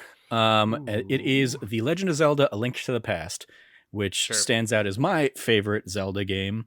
I understand a lot of people love Breath of the Wild for the same reason that like we talked a couple weeks ago when we were talking, or I guess last week when we were talking about like favorite consoles and stuff. Like Breath of the Wild, ton to do, and if you like that game, great, more power to you. For the same reason that like I would submit like Super Mario 64 over or Super Mario Odyssey, even though I love Odyssey more. Like A Link to the Past is a like manageable bite-sized adventure that you can go and you can, you know, complete over the course of a week and have like just a good fun time. And it took everything that I know you and I have talked about this at length, that like the original Legend of Zelda doesn't do well, or like leaves to like, you know, mystery and just explore and accidentally stumble into the fact that if you set a bomb on this bush, you'll find a hidden cave or something like that. The Link to the Past basically like removes those issues and just gives you like rules to play by that will tell you or help guide you into finding the things that this game has to offer and finding those discoveries and stuff like that. It began the collect 3 of something, then collect 7 of something. That would be like the trend that a lot of people love about Ocarina of Time. And that's the other thing is like, everybody's like, Ocarina of Time, you know, changed the game. Like Ocarina of Time is just doing what Link to the Past did, but in 3D. So that's always been my argument against that one. Not that Ocarina of Time is bad. It's just, I think, especially graphically, N64 polygonal things just don't hold up as well as 2D pixel sprite work of the SNES era. I would much rather go back and enjoy something like that with its control scheme versus trying to go back into a N64 era game with its control scheme. And art style. It gave you a wonderful variety of like tools that because it still also, for the most part, is a like play it, go whichever way you want to go. You know, you can go get this thing first, or you can go get this thing, or you can go get this other thing. Like it still gives you like a lot of wide flexibility in how you proceed through that game. There will be like optimal paths, a la like a Mega Man or something like that, but it's still like a wildly like, I can go things through in this kind of like, here's an easy to medium to hard format. But if I accidentally went to the hard dungeon first, it's not impossible for me to do. Because like it was incredibly well designed like that. And similarly to my love of the Final Fantasy World of Balance and World of Ruin, I do love that there's also like a world of light and a world of dark there in Link to the Past for you to like explore, that opens up like a whole new set of puzzles halfway through that game and gives you like this weird and warped, twisted look of what the world can become if you end up failing in this adventure. So yeah, lots of great stuff there. Trevor, do you subscribe to the theory that all the Zelda games are like one canon thing? No. Or do you think that's stupid? I think that is a very fun fan theory that somebody came along. It's great. In the same way that like, you know, people have come up with a way to tie all of the Pixar movies together. I'm like, that's not at all what they had planned, but sure. And now Nintendo is like backing it and supporting it. It's like, okay, I don't like that's a fun, neat thing, but especially back in this era, it was like, no, they weren't worried about any of that kind of stuff. It was just like they're using the key elements of these games in the same way that like they used Mario across Mario 1, Mario 2, Mario 3. But like Mario 3 is a play, Mario 2 is a dream that is a completely different game, and Mario World, like they're just taking like the the mascots that they'd created and some of the like iconography and creating a new adventure for you. Yeah. I don't think they're like, it's a fun thing that they've leaned into, but I think it's silly. I think it's stupid. But people just need to be okay with canon being flexible and willy-nilly, and whatever you make it be. I say. Great. For my sixth game, let's get to the last Dark Series one out of the way right now. I'm gonna give a shout out to Hellblade. Senua's Sacrifice. Yeah. Yep. Yeah. Let's get it out. Let's have a fun downhill ride here. Hellblade. Yeah. This to me is a game that is legitimately just that's a dark ride. Even more than something like The Last of Us, which is a game I think about love and hope ultimately. Hellblade is like the dark image of that, I guess. Hellblade is a game mental trauma and it is mental trauma and grief overpowering almost everything else, right? Hellblade is Manchester by the Sea if they made it into a video game. It is very bleak. But I think unlike Manchester by the Sea, there are these moments and pockets of real beauty in Hellblade that I find really affecting, and that really stick with me years after I played it, now going on 5 years. I think her getting the sword, right, to fight the beast and going through the different trials in the tree, right, and going through the hallway, I guess you'd call it, of like bodies screaming at her and trying to grab her, and that whole fight sequence is incredible and in many ways is like the climax of the game for me, and one of my very favorite gaming sequences ever of any game. I think it is one of the most powerful scenes I've seen of trying to kind of literally overcome your demons, kind of represented on screen. But even the gameplay, the boss fights, I think are so well done. I think the quiet nature of her just getting in a boat and setting out to sail at the beginning of the game is like really affecting, really beautiful. Obviously the end of the game I find really well done. And like, I love the idea that you sort of can't win the fight at the end, and it's by like sort of I didn't realize that for so long. I didn't realize that for so long either, if it makes you feel better. But I do like the essential message of that, of like, in order to kind of win, you have to just let go, right, of all this baggage and all this, everything you've been holding on to. And like, I think the journey itself is really beautiful at the end, even if it is a lot of dark and grief and trauma to get there, and process through all of that as best as you can as someone who does have these kind of mental illness struggles, that are kind of reflected throughout that game. I think its audio design is top notch and probably the best I've ever seen a game have, and how it utilizes and feeds into the character and stories themselves. Like, I think Hellblade is flawed, which I very rarely talk about, right? Like, in particular, I think the like witch doctor sequence, like the crow guy sequence, is rough. I will acknowledge like that those puzzles are very rarely fun. And definitely is like the slowest part of the game that kind of drags it down. I think I actually enjoyed those puzzles a little bit more than yeah. Like, I enjoy that you have to like find the right perspective to be, to progress. I did not enjoy that, but Fair. That's the beauty of games, to each their own. But for me, it luckily was like one of the first things you do, and so the game builds, I think, really, really well from there. I think the gameplay itself, the combat itself, and maybe it's just a style of combat I'm learning that I like. I like that it feels sort of heavy, right? You feel the weight, I think, of the swings. You feel the weight of her movement. And I think it just plays so well into this sense of almost exhaustion of her. I think the cutscenes you get are great. The kind of the flashbacks you get are great. How it deals with her, what she views as the world versus the reality of that world, is such a great kind of visual trick it pulls on you.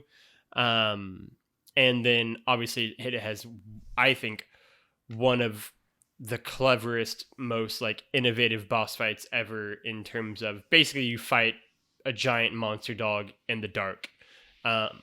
And you really only can win by not using your eyesight, but using your ears and listening to the voices in your head telling you where it's going to be at. And I think that is such a genius thing, and kind of very similar vein to like the Mr. Freeze fight in Arkham City, where like you can't rely on one simple trick. You have to like learn constantly on the fly what's going to happen, where it's going to be at. I think it's really, really great. I think it's a very beautiful game. It was my game of the year that year. It very easily could have been my game of the generation, that generation, either that or Uncharted 4. And yeah, I think it is a remarkable video game. Yeah. No. I've talked a lot about Hellblade. You know about Hellblade if you listen to this podcast. Indeed. Trevor, number 7. Since they put it all into one game last year, I'm going with Mass Effect Legendary Edition. I had a cheat. You get a cheat. I'll take it. Yeah. This is BioWare at the peak of their powers. Knights of the Old Republic, admittedly, would have been another honorable mention for me. But I maybe the remake, remaster. There you go. I can lump it in here, and I'll be very curious to see how that one ends up playing out. I was also a big fan of Dragon Age, but I think like Dragon Age misses out on the joy that you get with Mass Effect because you're like each game is exploring a new hero, and while they like your decisions and the world kind of like carries on game to game in Dragon Age, it's not telling like a cohesive story across those 3 games in the same way that Mass Effect is. Incredible world building and storytelling. As we touched on a couple weeks ago, so many just like wonderful characters. I got to talk with Frank about it this last week because he's replaying through the Mass Effect Legendary collection right now. Nice. I should do that. And it was just such a joy. I wish more games did this kind of thing of like letting you control.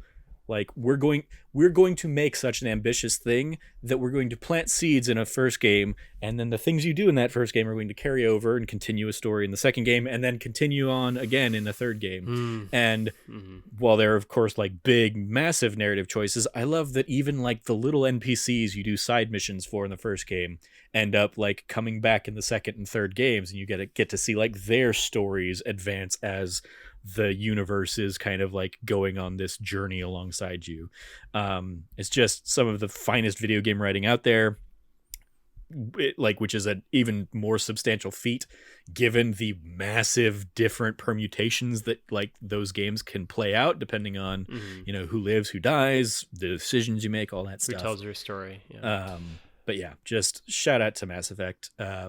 Like like one of the most interesting science fiction universes I would love to see expanded and explored in other mediums, because like I remember playing this and being like, they've made a Star Wars. I don't know how they've done it, but they've made a Star Wars of their own that feels completely unique and wholly like in and of itself, but it is wild space opera exploration and just a ton of fun.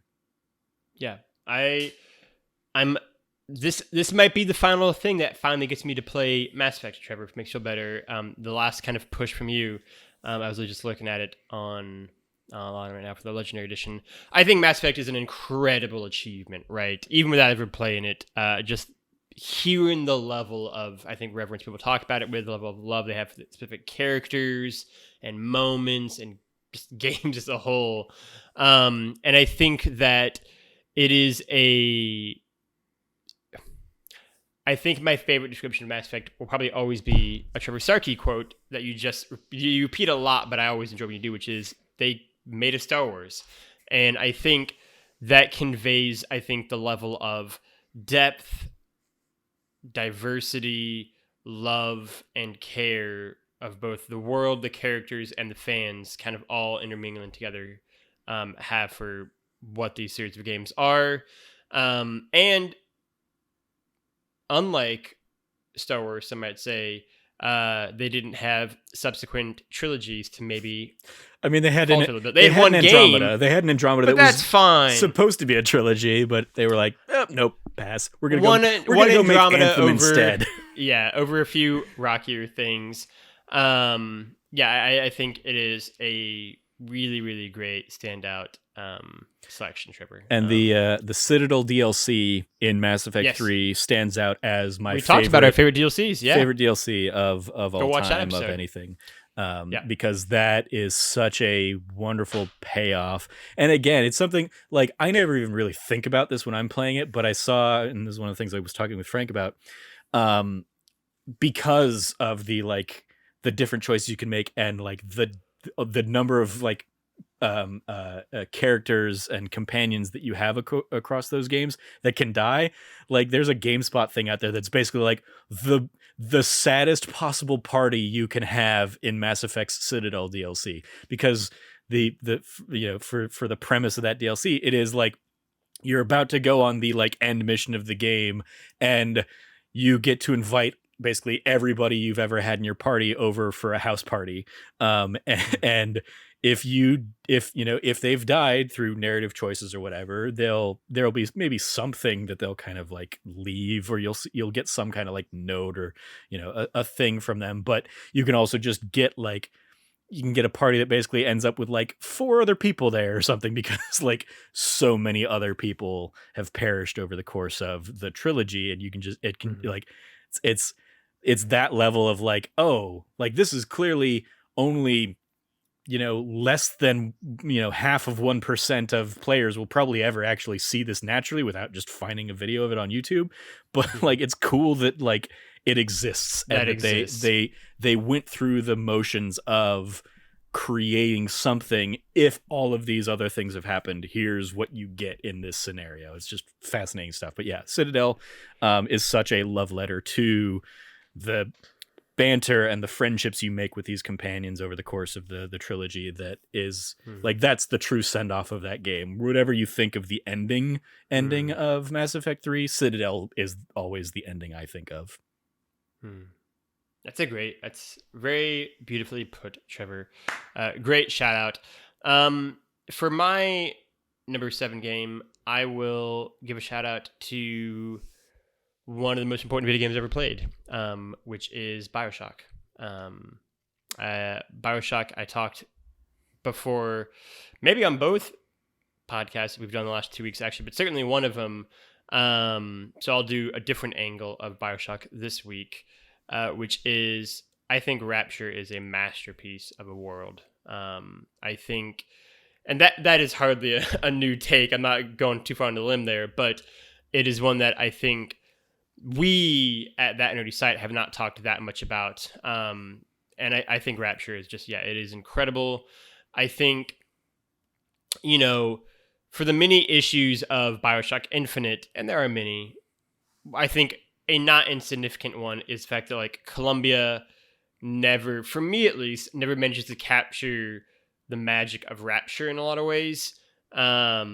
And part of that is the fact that it just set both in a different time and also in a different timeline in its city's history, right? Where it still exists, right? You kind of seeing it fall rather than after the fact. But I think Rapture is one of the scariest characters I've ever seen in a game. It is so claustrophobic and so doomed and so tragic, and kind of learning the history of that city and what led to its fall, and what happened to all the varied people you are seeing, right? Like, Bioshock in some ways does the whole conversation around like, are zombies still people or not, but in a way more interesting way, because it is so unabashedly real that like, oh yeah, they're definitely people. It's not like they're like just like lost zombies trapped into like a little zombie body. They're actual human beings still. They're maybe, high off of all the different, potions and elixirs they got, but they're still human beings here at the end of the day.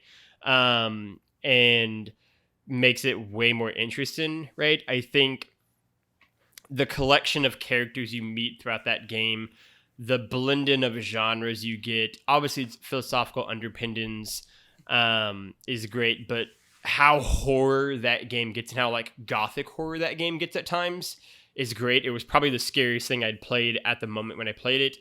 The hospital section in particular you begin the game in is just pure terror.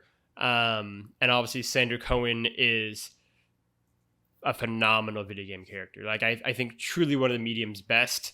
And the second best Joker ever realized, behind only Heath Ledger, probably. Like he's so perfect and so fleeting and terrifying in every single one of his appearances. I think Andrew Ryan is a really, really fascinating video game character, and one who really only gets maybe 5 minutes of on-screen game time, maybe, and that might even be generous, probably less than that. But through all the different audio logs you get and kind of the environmental storytelling of that game and the various kind of mutterings of other characters and the notes you get, becomes such a larger than life character. I mean, from literally when you enter the lighthouse, I guess, and there's a giant fucking statue of the guy. Like he just becomes such a presence throughout that game. And I think he is Rapture and Rapture is him in so many ways, and their flaws are the same and their faults are the same. And I find that so compelling. Andrew Ryan is Shakespearean in a lot of ways, and I love that dynamic of him. And I just think there's so much to that game. I know some people don't like the kind of good or bad nature of that game, the black and white kind of duality of the choose your own adventure-ness of it. It really works for me, mainly because it's a really great ending if you are a good person in that game. You get a really satisfying conclusion to it that like pays off so well, I think, and kind of lets you have a family and lets the little sisters have a family, and is like really beautiful, and you all grow old together. It's great. Who would not like that? If you're bad, yeah, you get a really shitty ending. Don't be a bad guy, I guess. Don't know what to tell you, Scott White. But I think Bioshock is just such a great video game, right? And then you get down to like the gameplay itself. There's still few boss encounters as good, I think, 13 years, God, no, not even that, 15 years later, Jesus Christ, as a Big Daddy fight. Few things have captured, I think, that mixture of fear and terror and excitement and holy shit, what is going to happen? Holy shit, I didn't expect that. Holy shit, everything's going wrong. As well as a Big Daddy fight, right? Like, it felt no how like overpowered you got or strong you got, you were still going to somehow use every single bullet of everything you had taken down to Big Daddy. They felt like an actual threat all the way through to the very end. Which is something I think Bioshock 1 did so well that Bioshock 2 didn't. But yeah, I mean, I think it is just such a clever game. The scarcity of ammo and health plays into that so much as well.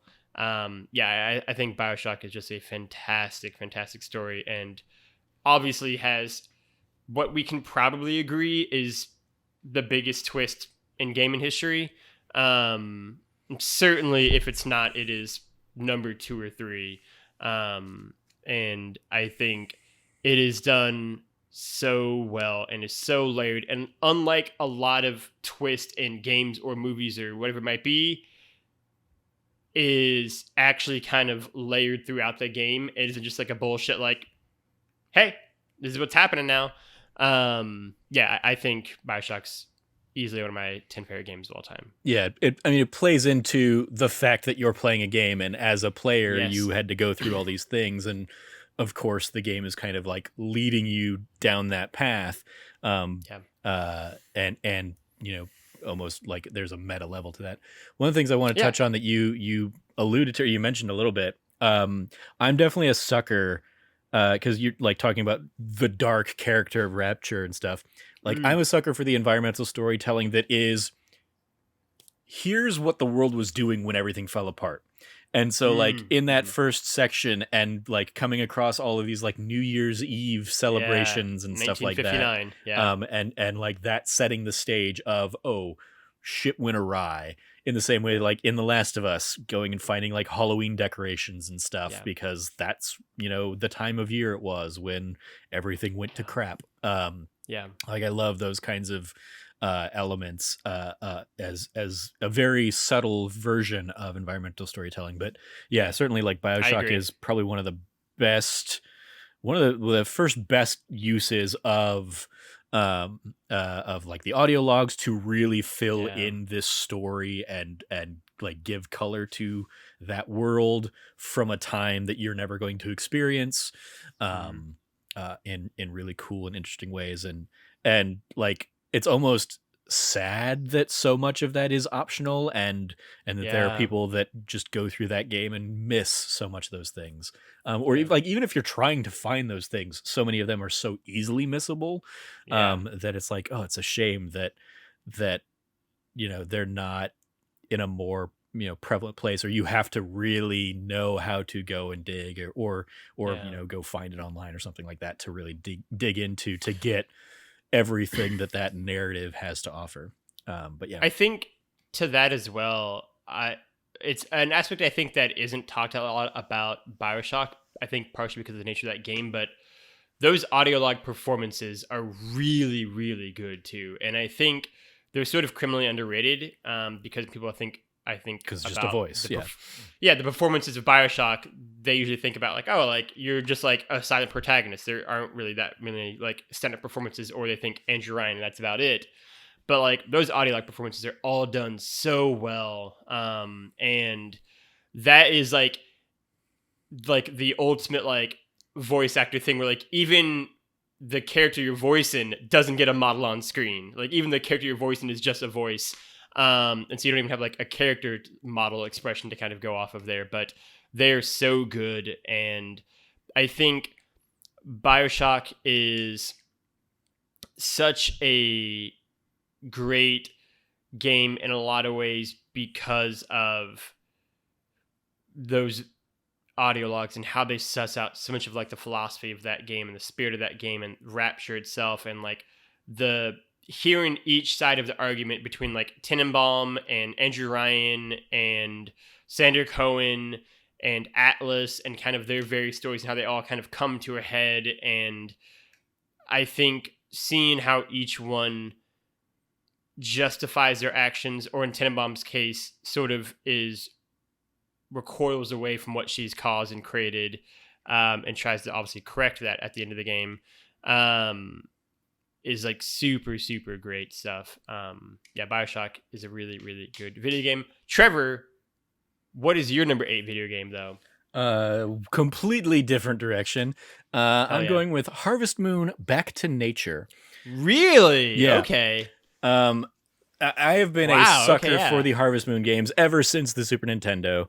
I remember playing the first Harvest Moon game at my friend Luke's house, who's like the same guy I would go and play we would play at his house, and play GoldenEye and stuff like that. But like I remember he introduced me to Harvest Moon. I was like, this is a game I want to have and own, and so I like went and bought it and like fell in love with the series. And would play multiple variations of the series over the years. And the PlayStation 1 Harvest Moon: Back to Nature is like probably the most notable exception. We talked about the PlayStation being my Final Fantasy machine. When we talked about it last week. But like Harvest Moon: Back to Nature was the other game that I was playing when I wasn't playing a Final Fantasy game on there. And while I will fully admit and accept that Stardew Valley is an absolute worthy successor, and like is could easily take this spot on this list for me, because of just the amount of love and care and that Concerned Ape has for the genre, and love for even Harvest Moon, and puts into Stardew Valley. But I just played so much Back to Nature.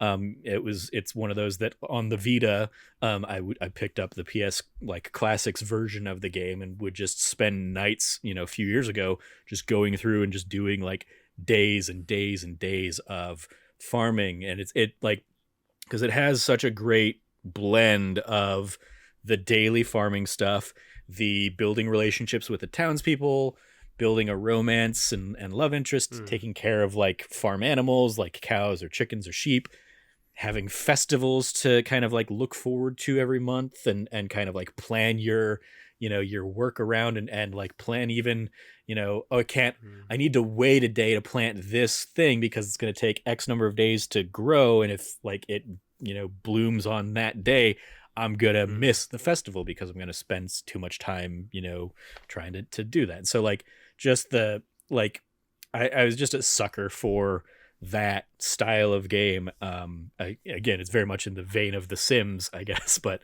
like like living that farm life, which is clearly a life I've never actually lived, but getting to do that through this path was such a joy. And yeah, Back to Nature, like I know so much of that game. I know like I can I didn't go in. I can remember who likes what to try and like get their relationship levels up. I can remember like how to trigger certain special events and stuff like that. And it's just such a fun version of the Harvest Moon farming sim game. That is such a fun surprise pick for me. I love that absolutely for you. Yeah, very good. That's a fun one. All right, what should I pick then? My number 8 pick will be. I'm gonna go with Batman Arkham City. See, I knew I didn't have to pick those games because I knew you were gonna have that covered. I know you're making me, but like they're just good games is the problem. Yeah, I mean Batman Arkham City is probably my second favorite Batman story behind only The Dark Knight. Like legitimately, I think Arkham City is such a great Batman story. And I was thinking about it a lot while playing Arkham Asylum because I just played Arkham Asylum. That in a lot of ways, the Arkham games are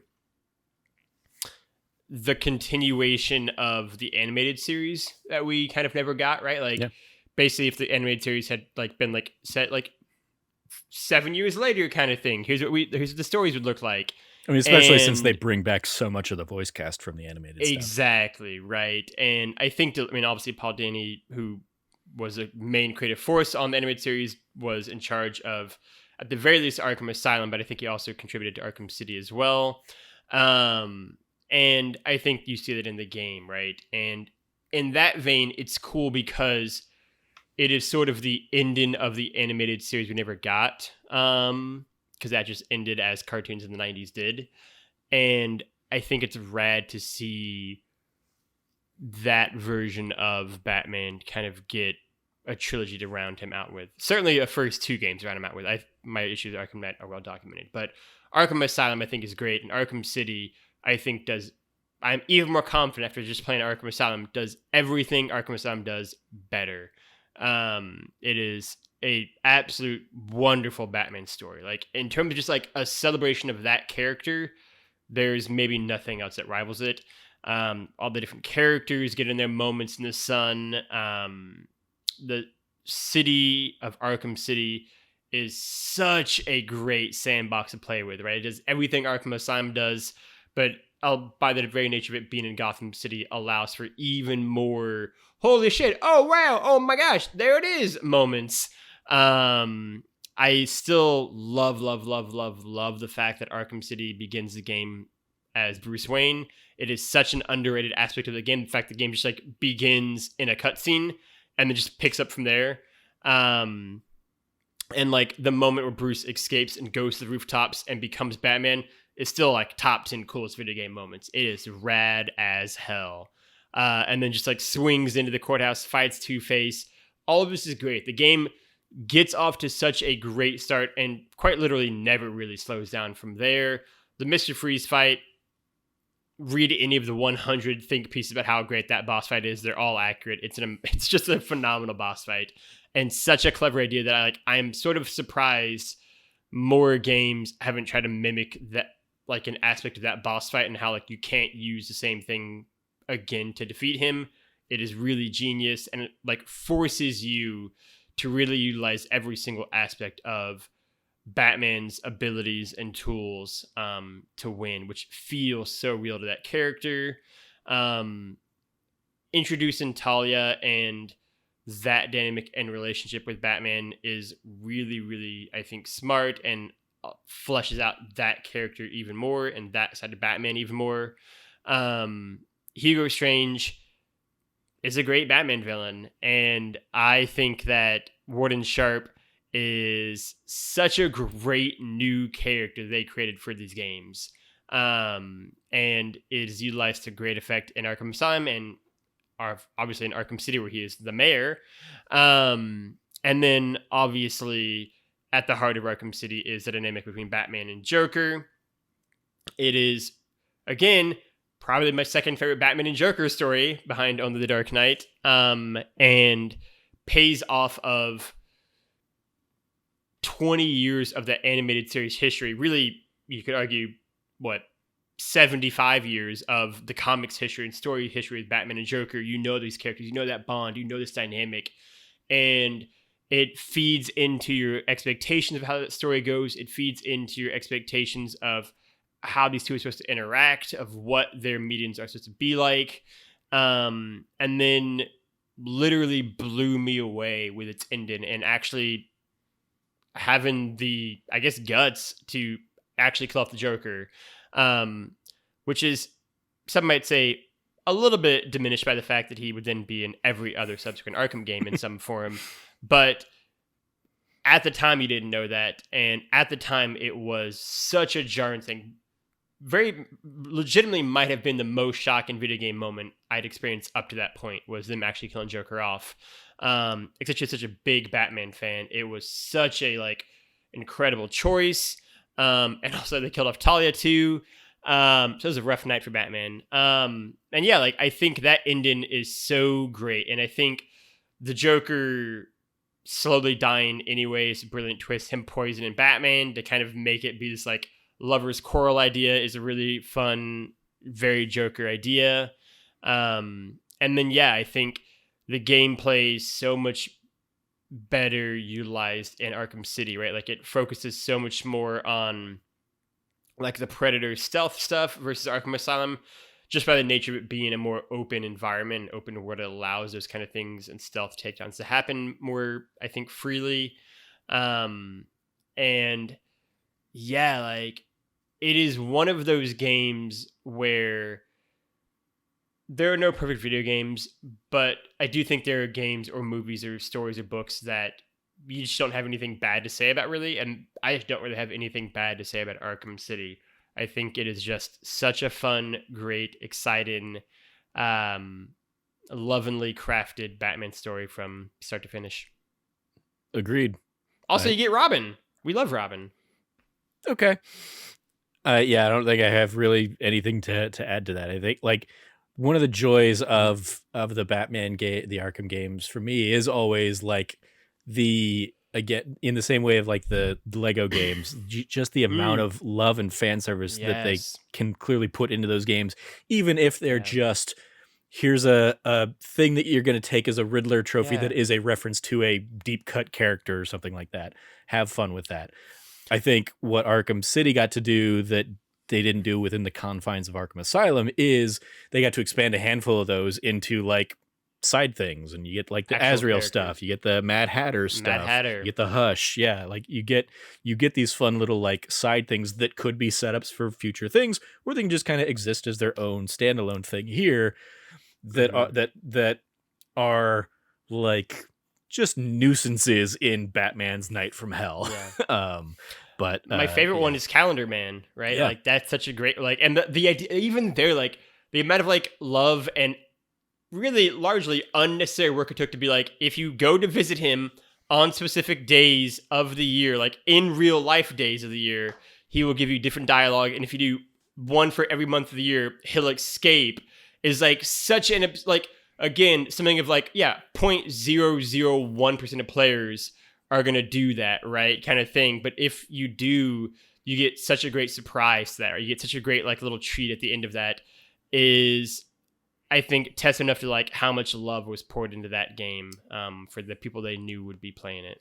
Also, shout out to the puzzles and the things you have to do in those, it's the gadget where it's okay, you need to match up the code word of these two things on to unlock this thing or something like that, or the find the right wavelength, those kinds of things. I appreciate those, but also I want to give a shout out to and this is a little bit in honor of seeing an article that was and seeing people very excited about the fact that Lego Star Wars Skywalker Saga has cheat codes, is shout out to Arkham having like feeling like one of those last games of this era that had cheat codes, and you could do things and give yourself big head mode, or or have fun with those kinds of things. Plus again, like more fan service in the different costumes you can unlock, or the DLC you can get. You can stuff get like the Batman animated series costume, or you can get the Dark Knight costume, right? Like the Batman Beyond costume, which looks great, right? Like there was so much love, I think, poured into Arkham City in particular, right? Like I think it was just the perfect nexus point where like Arkham Asylum came out and I think really blew everyone away. I think the expectations were, for fairly obvious reasons, relatively low for that game, were the state of superhero games at that point in time. And I think Arkham Knight suffered a little bit of the Dark Knight Rises problem, I think, right? To an extent of like, how do you follow that up? And the answer is, it's sort of no matter what you do, it's going to be impossible. And I think Arkham City just hit at the right moment and was the right game. And it is such a truly fantastic Joker and Batman story. Such a great Joker performance by, obviously, an iconic Joker in Mark Hamill. A great Batman performance by Kevin Conroy. And so many great things. And one of the last thing I want to say, I guess, for Arkham City, it's a masterpiece, I love the game very much, is something that you said, which is, I love the idea that this kind of style of game can just like have Hush and Azrael and Calendar Man and Mad Hatter and all these random characters be in the game and it not be a tease for a sequel. It can just be a thing that exists in this world, right? Like not everything needs to be a thing, right? Like some things can just exist in their own and not be setting anything up. And that is way more real than the MCU azation of everything, where like everything's got to be seen as something else. And sometimes like, no, like sometimes he's just like a cool character who isn't gonna get his own standalone game or movie down the line. It's just like, yeah, like this is a character that exists in this world and he's just a goof. And so yeah, here's a Mad Hatter section, or here's Chase and Hush and that whole stuff, or here's like the stuff with like Zaz and like the payphones in that game, right? Like they're just cool random things happening in this Night from Hell, and none of them are the main objective, but you can kind of encounter them if you want and pursue them if you want. And thankfully, none of them, for the sake of being there. And thankfully, none of them are Man-Bat jumping out to scare the hell out of you in Arkham Knight. Yeah, it is incredible how. It's also like by the design of it, but like it's incredible how you always forget that, or like what's going to happen every time you get to that. Even if I watch someone play it, I am so surprised, even though I'm watching a Man-Bat reaction video. It's like it is like such a good, terrible jump scare. Yeah. Arkham City is my number 8. Trevor, the final two, take us home. What's your number 9? So as I alluded to earlier, Sid Meier's Civilization makes my list. Great pick. I'm gonna go with 3. Sid Meier's Civilization 3, as it is probably the one I've put the most time into, just because of when it came out in my life. But I've played a little bit of all of them, or a lot of bit of all of them. I couldn't tell you what new mechanics and ideas get introduced in each of the games. There was a great piece. I don't remember if you shared it or if I found it somewhere else and shared it. But it was like 4 directors of prior civilizations like sat down for an interview kind of piece with IGN a little while back. And actually, it might have been the week that you ended up you were sick or something. So it might have just never been shared. But it was a cool thing where like they talked about what makes Civilization work and what has made it stand the test of time and over the years and stuff. And it's just like I love the like. I probably learned not an insignificant amount of history and like of like historical artifacts and idea. I probably know aqueducts and stuff in large part because I would build them in Civilization to kind of understand that. So yeah, it just like I poured so much time into those games and could still easily fall in. Like most recently, a couple years ago, I picked up Civ 6 on on my PS4 and spent like a week just not getting nearly enough sleep. I think this was I think this was after like after I got let go from the community foundation a couple years ago. So I had a couple months there where I was just like in between jobs and put way too much time into Civilization 6 when I could have been like searching for new work and employment and stuff like that. Clearly it all worked out, but it was definitely like, it was a reminder of how easily it is to fall down that rabbit hole. And that was playing it on console, let alone like if I'd really been like going in and diving into all the weeds and stuff on PC or something. But yeah, just a ton of fun. Much love for the Civilization games. And I'll even give it a little shout out to Alpha Centauri, which is a game I also put a ton of time into.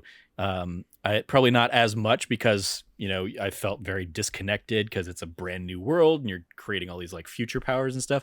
But even that was like a cool take on the Civilization game style of building up a future civilization on a foreign world. But yeah, shout out to all of the Civilization games. Yeah, I mean, that's a great shout out, right? We had included on this list already among our varied games my sister's favorite game of all time, most played game, which was The Sims. You also have my dad's favorite game ever, which is Civilization. He still plays Civilization 3 and Civilization 4 to this day on his old little computer. I helped him buy one of the Civilization expansion packs last fall when I was back home. Yeah, I mean, Civilization is, I mean, me and Trevor could do literally a podcast series about Civilization, I'm sure. I love Civilization, which should come as literally no surprise to anyone. It is history, it is politics, it is video games, all put into blender together. I think it's so much fun. I think Civilization 3, which is also one I have the fondest memories of and played the most, but I also have great times with Civ 4. It is just, it sort of does what it wants to do perfectly. And it is so easy to just get lost in, right? Like, obviously there's like the simple stuff of like, yeah, like name the cities, whatever you want is like so much fun. And like picking, I was going to say, tying it back to Final Fantasy, I remember one of my favorite Civilization games ever was I was playing on a huge map. I think I went with basically like a huge, like our world map. So I would know kind of the general geography or whatever. And in my Civilization, I think I was playing as the Americans or whatever, but I like every city I created, I named characters from Final Fantasy games. And I started with Final Fantasy 1 and I would like name the characters and then go on into 2 and then 3 and 4. And it was basically like party members from every game until, you know, I think probably like Final Fantasy 10 at the time or something like that was where like it would leave off. And just like looking at my empire of Final Fantasy characters and just being like, yes, this is Gaia. Yeah, I mean, not Final Fantasy. Civilization is so good, right? And I think that's another game that, like, it'd be very easy to do a Let's Play series of and just have, like, fun with. And I have so many great memories of Civilization, and, you know, both of trying to take over the world from a conqueror's perspective or from other perspectives. But yeah, Civilization is a great pick. That would easily be one of my favorite games of all time as well. That is a particularly good shout out, Trevor. For my number 9, I'm going to pick Super Mario Galaxy, which is my favorite Mario game of all time. And I believe, yeah, my favorite platformer of all time either. I had to think what else on the list was a platformer. Yeah, favorite platformer of all time as well. I think it's perfect. I think it's largely that simple. I think it is a perfect Mario platformer game. We had this conversation, I think, a couple weeks ago, but I think that Mario Odyssey, as you like to say, is just kind of, it is the It is the most Mario game. It is taking Mario to like 11, right? And just everything is so big and everything is so grand and there's so much stuff there. But the end result of that, in some ways, for me is that, for me at least, is that I think there are moments in Mario Odyssey that feel a little bit just kind of soulless because it's so big and there's so much stuff happening. And B, as someone who loves Mario, and loves Mario games, I have such a little desire to ever go back and play Mario Odyssey again, right? Like there's no need to. I did that, right? Like I've done that, right? Versus like Mario Galaxy or Mario 64 or even like Mario 3 World, right? It's like those are games where it's like, yeah, like if it's like 11 a.m. on a Sunday and I've got nothing to do, I can just pop into those games and play it for like 4 or 5, 6 hours and probably beat the game or get close to it.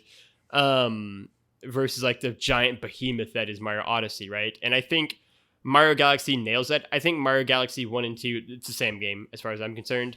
Does a lot of what Mario Odyssey does, but for me does it better in terms of like being a celebration of the history of Mario, right? Like Mario Galaxy 2 in particular, like having levels that are straight up from Mario 64, like the Thwomp worlds in particular, like the Big Bomb world, and like doing their version of them with like the gravity effects is like really genius. It was like the first time that I'd ever seen the series like acknowledge its past in itself, and was really great. I love the gravity effects. I think it adds such a great new element and dimension of like platforming the gameplay of the Mario world, the like slingshot effects they can use.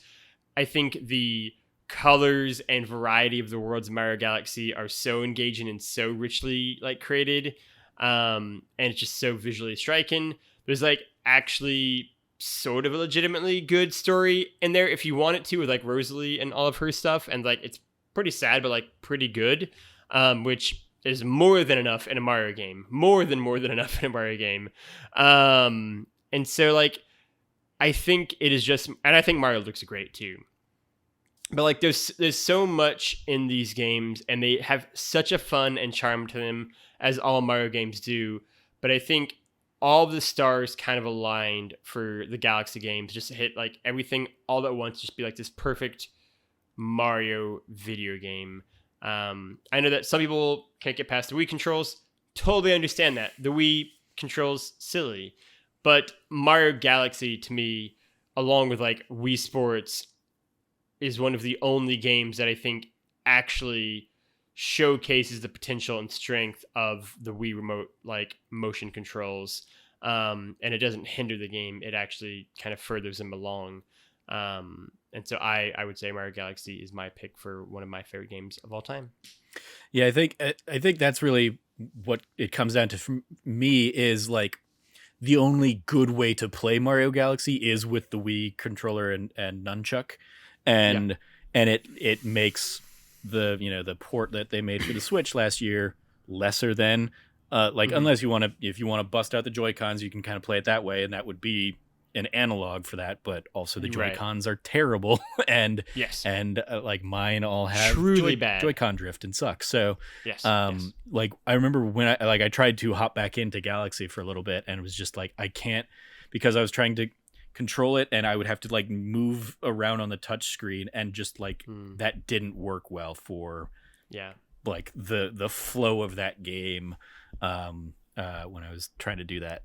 But yeah, I mean it is in the same way that we talked about, like I will never need nor have a desire to go and get 999 moons in Super Mario Odyssey again, because I've already done that and put way too much time into doing that. Like Super Mario 64 is like that nice bite-sized 120, but like the Galaxy games are basically like the step above that if you want to kind of take that extra little bit of adventure, and pour a little bit more time into it. And it's also like, because each world is basically like 3 stars or 6 stars or something like that. So like even there, it's you can kind of just go through and like check them off kind of one by one if you really want to do that. So yeah, shout out to Super Mario Galaxy. Absolutely, shout out to Super Mario Galaxy. Trevor, bring it home with your 10th and final favorite game of all time. Last one I'm going to give some love to here. And I don't think I really planned this, but let's say I did, because I'm wearing a Pyre shirt. I'm going to give it to Hades. Hades, because Supergiant don't miss. Hades is a phenomenal roguelite, which I wouldn't anticipate being among my favorite games of all time, but I got super sucked into it, in part because I have a love for Greek mythology and stuff, and they like do a fun job of kind of exploring and playing with that mythos, but also because the combat of that game is so phenomenal to feel, and they do a great job of incorporating story and the structure of a roguelike into the narrative of the game, and the loop is part of the design of this world, and the whole idea of you are trying to escape Hades, and Hades the god is constantly changing up the layout of the place to mess with you and to make that a challenge and to make that harder. It has excellent combat, has excellent art design, characters, music is phenomenal in there. Thanks to the variety of like add-ons and special, like the boons and the charms and the aspects of the weapons themselves, every one of the 6 weapons I found like a joy to play. And there's an element of the game that like you'll get a boost to like one of the collectibles if you choose the weapon that they kind of like select for you at random each time. And I would always pick that weapon, even though I might like eventually kind of land on my favorites or something like that and have kind of like, oh, this build works for me better. I never hated the builds I would get from the different weapons, or I could always find a way to like steer it down a path of making those weapons work for me in really cool and interesting ways. The God mode option that they included, where you basically start out with like a high damage reduction percentage, and it will just go up every time you die to make it to the point, like to make it that much more accessible if you're struggling trying to get through that stuff, as you're also making your character more powerful, is just like a great way to utilize something like that in what can also, if you don't want to turn that on, don't turn it on, and it will be a difficult challenge for you. And yeah, just like I said, Supergiant doesn't miss. Bastion's great, Transistor's great, Pyre's great, and Hades is their like tour de force, the best of the best, the pinnacle. I'm so glad that like it won Game of the Year awards and stuff for them, because it is a phenomenal standout game. I loved it when I played it on Switch, so much so that I bought it again a year later when it finally came to PlayStation, and then I loved it so much on PlayStation that I went through and platinumed it, which I never thought I would do.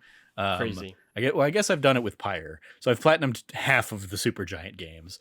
But Pyre's there are definitely of a platinum too. Yeah. There are definitely things in Transistor and Bastion that I'll never be able to do because of how they like the modifiers to make the post game difficult intentionally. Like I'm never gonna get those ones, but Pyre was a ton of fun, and Hades even more fun beyond that. So Hades is the last one that gets some love from me, because that's a great pick. I mean, I love Pyre. I mean, that for me is, again, by the very nature of this list, there are going to be games we forget, but Pyre is one of my favorite games. Again, 2017 was a stacked year for video games, fam.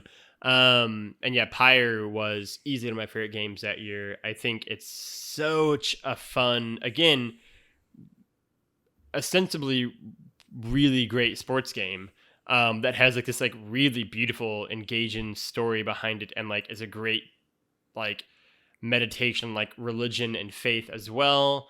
And yeah, to see where they go and evolve a lot of those themes into what they do with Hades is incredible. I mean, it is a studio who's on such a great hot streak right now.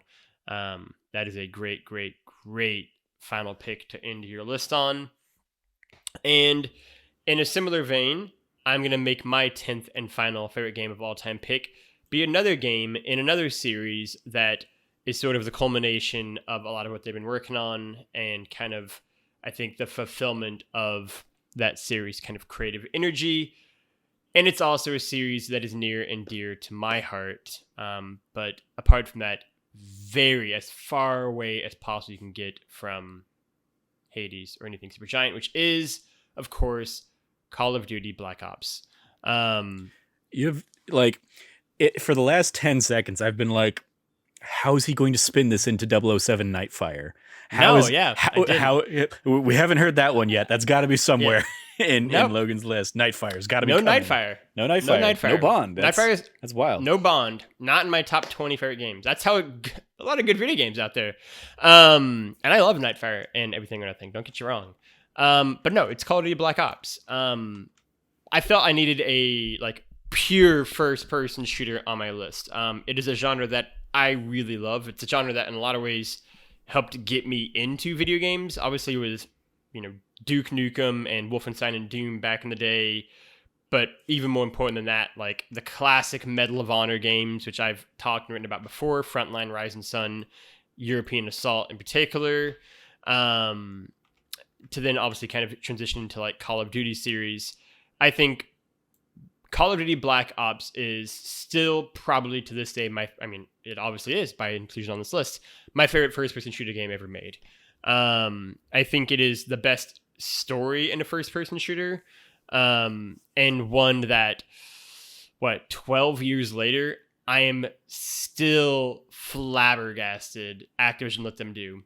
It is still so unlike them. And like seeing what some of the later stories in the series would be, seeing how risk averse and how conservative and boring they would kind of turn out to be, to get this series that is in no uncertain terms just a rough takedown on American imperialism and Cold War tactics and East and West and all this kind of stuff, and such a espionage focused game. So trippy, so acid heavy based, it felt like, story, with so many of the most iconic characters of the Call of Duty series all kind of coming to a head here, bringing back Reznev from World at War, having, I think a game so heavily focused and rooted in like 1960s Americana, Cold War, pop culture tactics. It's great. It is the most fun, I think, of any Call of Duty game. I think the level design is so well in this game, partially tied into this great juxtaposition between more espionage, kind of noir-esque elements, like the levels in, it'd be Singapore, or like in the rain, in the dark, fighting over the rooftops, to giant sprawling battle levels like in Cuba, to everything in between. The prison break level with Reznev is obviously iconic.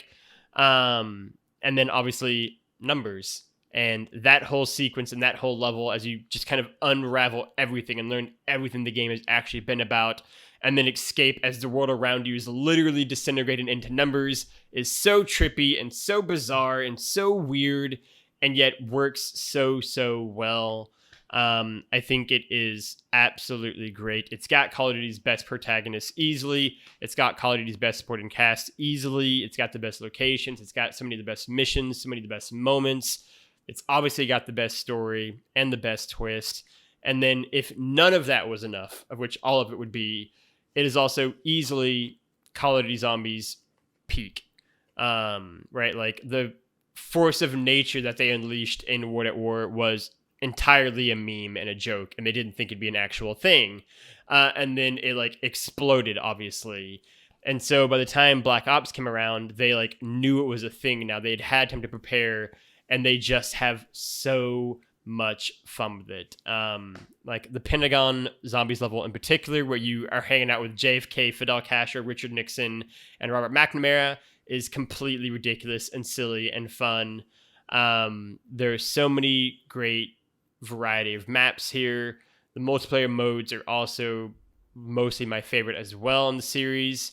I think it is just sort of the culmination of so many different elements all coming together.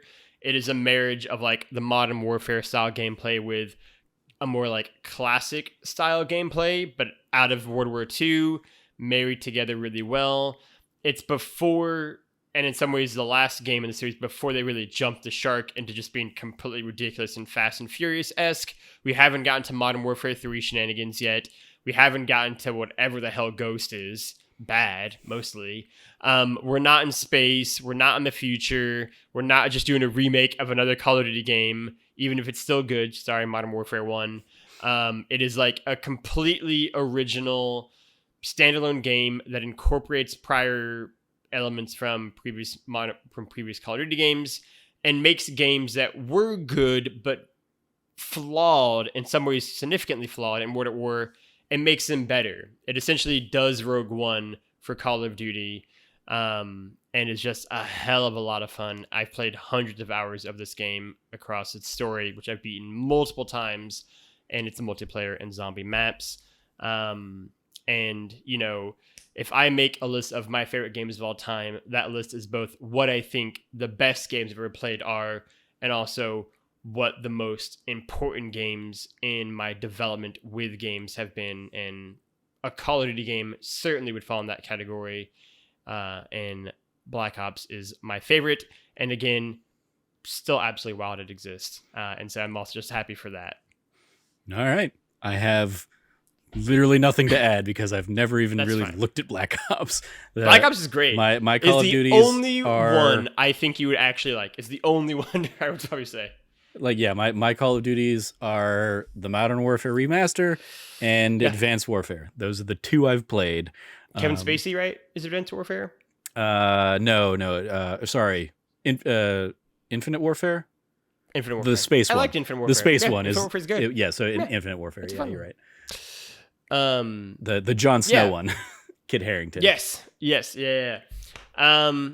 Very nice. Trevor, those are, I think it's fair to say, just some of our favorite games of all time, but those are our top 10 lists as they stand at 9/16, 11/16, Tuesday, April 5th of 2022. Tomorrow, they will probably be different. But right now, that's what our favorite games of all time list look like, as well as some of our honorable mentions.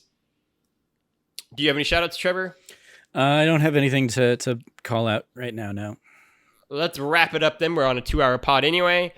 Thank you. Thank you for listening. Thank you for watching. Thank you for everything. For anything you've ever contributed to the 100 episodes of That News You Care About we've done. I greatly appreciate it. There have been a lot of good, bad, and in-between episodes and moments and bits all across these series in both our personal and creative lives.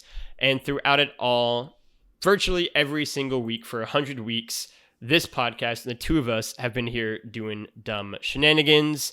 And I'm incredibly grateful for each and every one of you who have watched or listened to the show, liked and subscribed, rated and reviewed on iTunes, all the good stuff that you've done along the way of this journey. I really, really appreciate it. I am very fortunate to have done 2 separate news podcasts, 2 separate video game podcasts that hit 100 episodes. And I don't forget how lucky I am to have achieved that milestone. I'm very, very thankful also to all of the guests we've had appear on the show, all of the other That Nerdy Site hosts who've appeared along the way, and of course, eternally grateful to my co-host and dear friend, Trevor Starkey, as well, for joining me for 100 episodes as well. But to the next 100. If you like what you heard, you can, of course, go over to thatnerdysite.com, the main site for everything, and go find the podcast there each and every week. You can also go over to youtube.com/thatnerdysite, like and subscribe to the channel, hit the bell notification to get notified when a new video goes live Monday through Saturday, sometimes a few extra surprise videos along the way as well. You can also go over to the podcast service of your choice, and rate and review us on iTunes. Give us 5 stars, help bump us up in the algorithm and get more eyes and ears on the show. Otherwise, you can go find Trevor at Trevor J. Starkey on the internet. Trevor, anything that you want to plug or say? 2 plugs for this week. One, in honor of the Lego Star Wars Skywalker saga that came out. Today's Let's Play on Tuesday was me revisiting Star Wars Episode 1 Racer. doing some pod racing. I strongly encourage everyone to go check it out. Go check that one out. It's a few races of that, and it's a great 20 minutes. Worst case scenario, you get some Star Wars music that got copyright claimed and would keep us from ever monetizing that video. Not that we have any pull or ability to do so anyway. And then basically, as soon as we get done here, I'm gonna sit down and record my first level or two with the Skywalker Saga for Thursday's Let's Play. So that's one shout out. Is the Let's Play is every Tuesday and Thursday on youtube.com/thatnerdysite.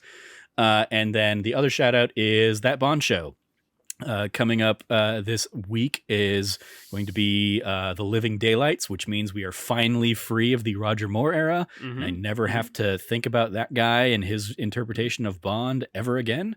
Well, I guess I still have to think about it for a few more weeks while we wrap up everything, but I will never have to watch those terrible movies again. So yeah, we're entering the Timothy Dalton era, and spoilers, I like that way better. So it's very good. So check out That Bond Show every Saturday, YouTube exclusive show only on youtube.com/thatnerdysite, where you can see me and Logan talking about Bond. Agreed. Those are great shout outs. You can go find me at Lefty Logie or Lefty Loggy, Loggy. I will echo both those shout outs, both the Let's Plays going live Tuesday and Thursday, and also That Bond Show every Saturday. Trevor is doing great work on the Let's Play side of things, just killing it for so long now. So proud of him, and That Bond Show has been a ton of fun. Obviously, spoiler alerts, I like James Bond. And I think we have really good conversations there. So I'd encourage everyone to go check out both of those. I will also encourage everyone to go check out That D Plus Show. My brain tried to trick me, but we're not in the future like on That Bond Show. So yes, this month we are doing a Pixar-themed month on That D Plus Show.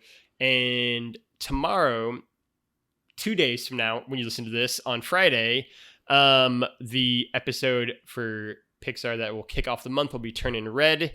And then I think it's Luca and Monsters Inc. and A Bug's Life, kind of somewhere in that order. Yeah, last swap the last two. It'll be Luca, then Bug's Life, and then Monsters Inc.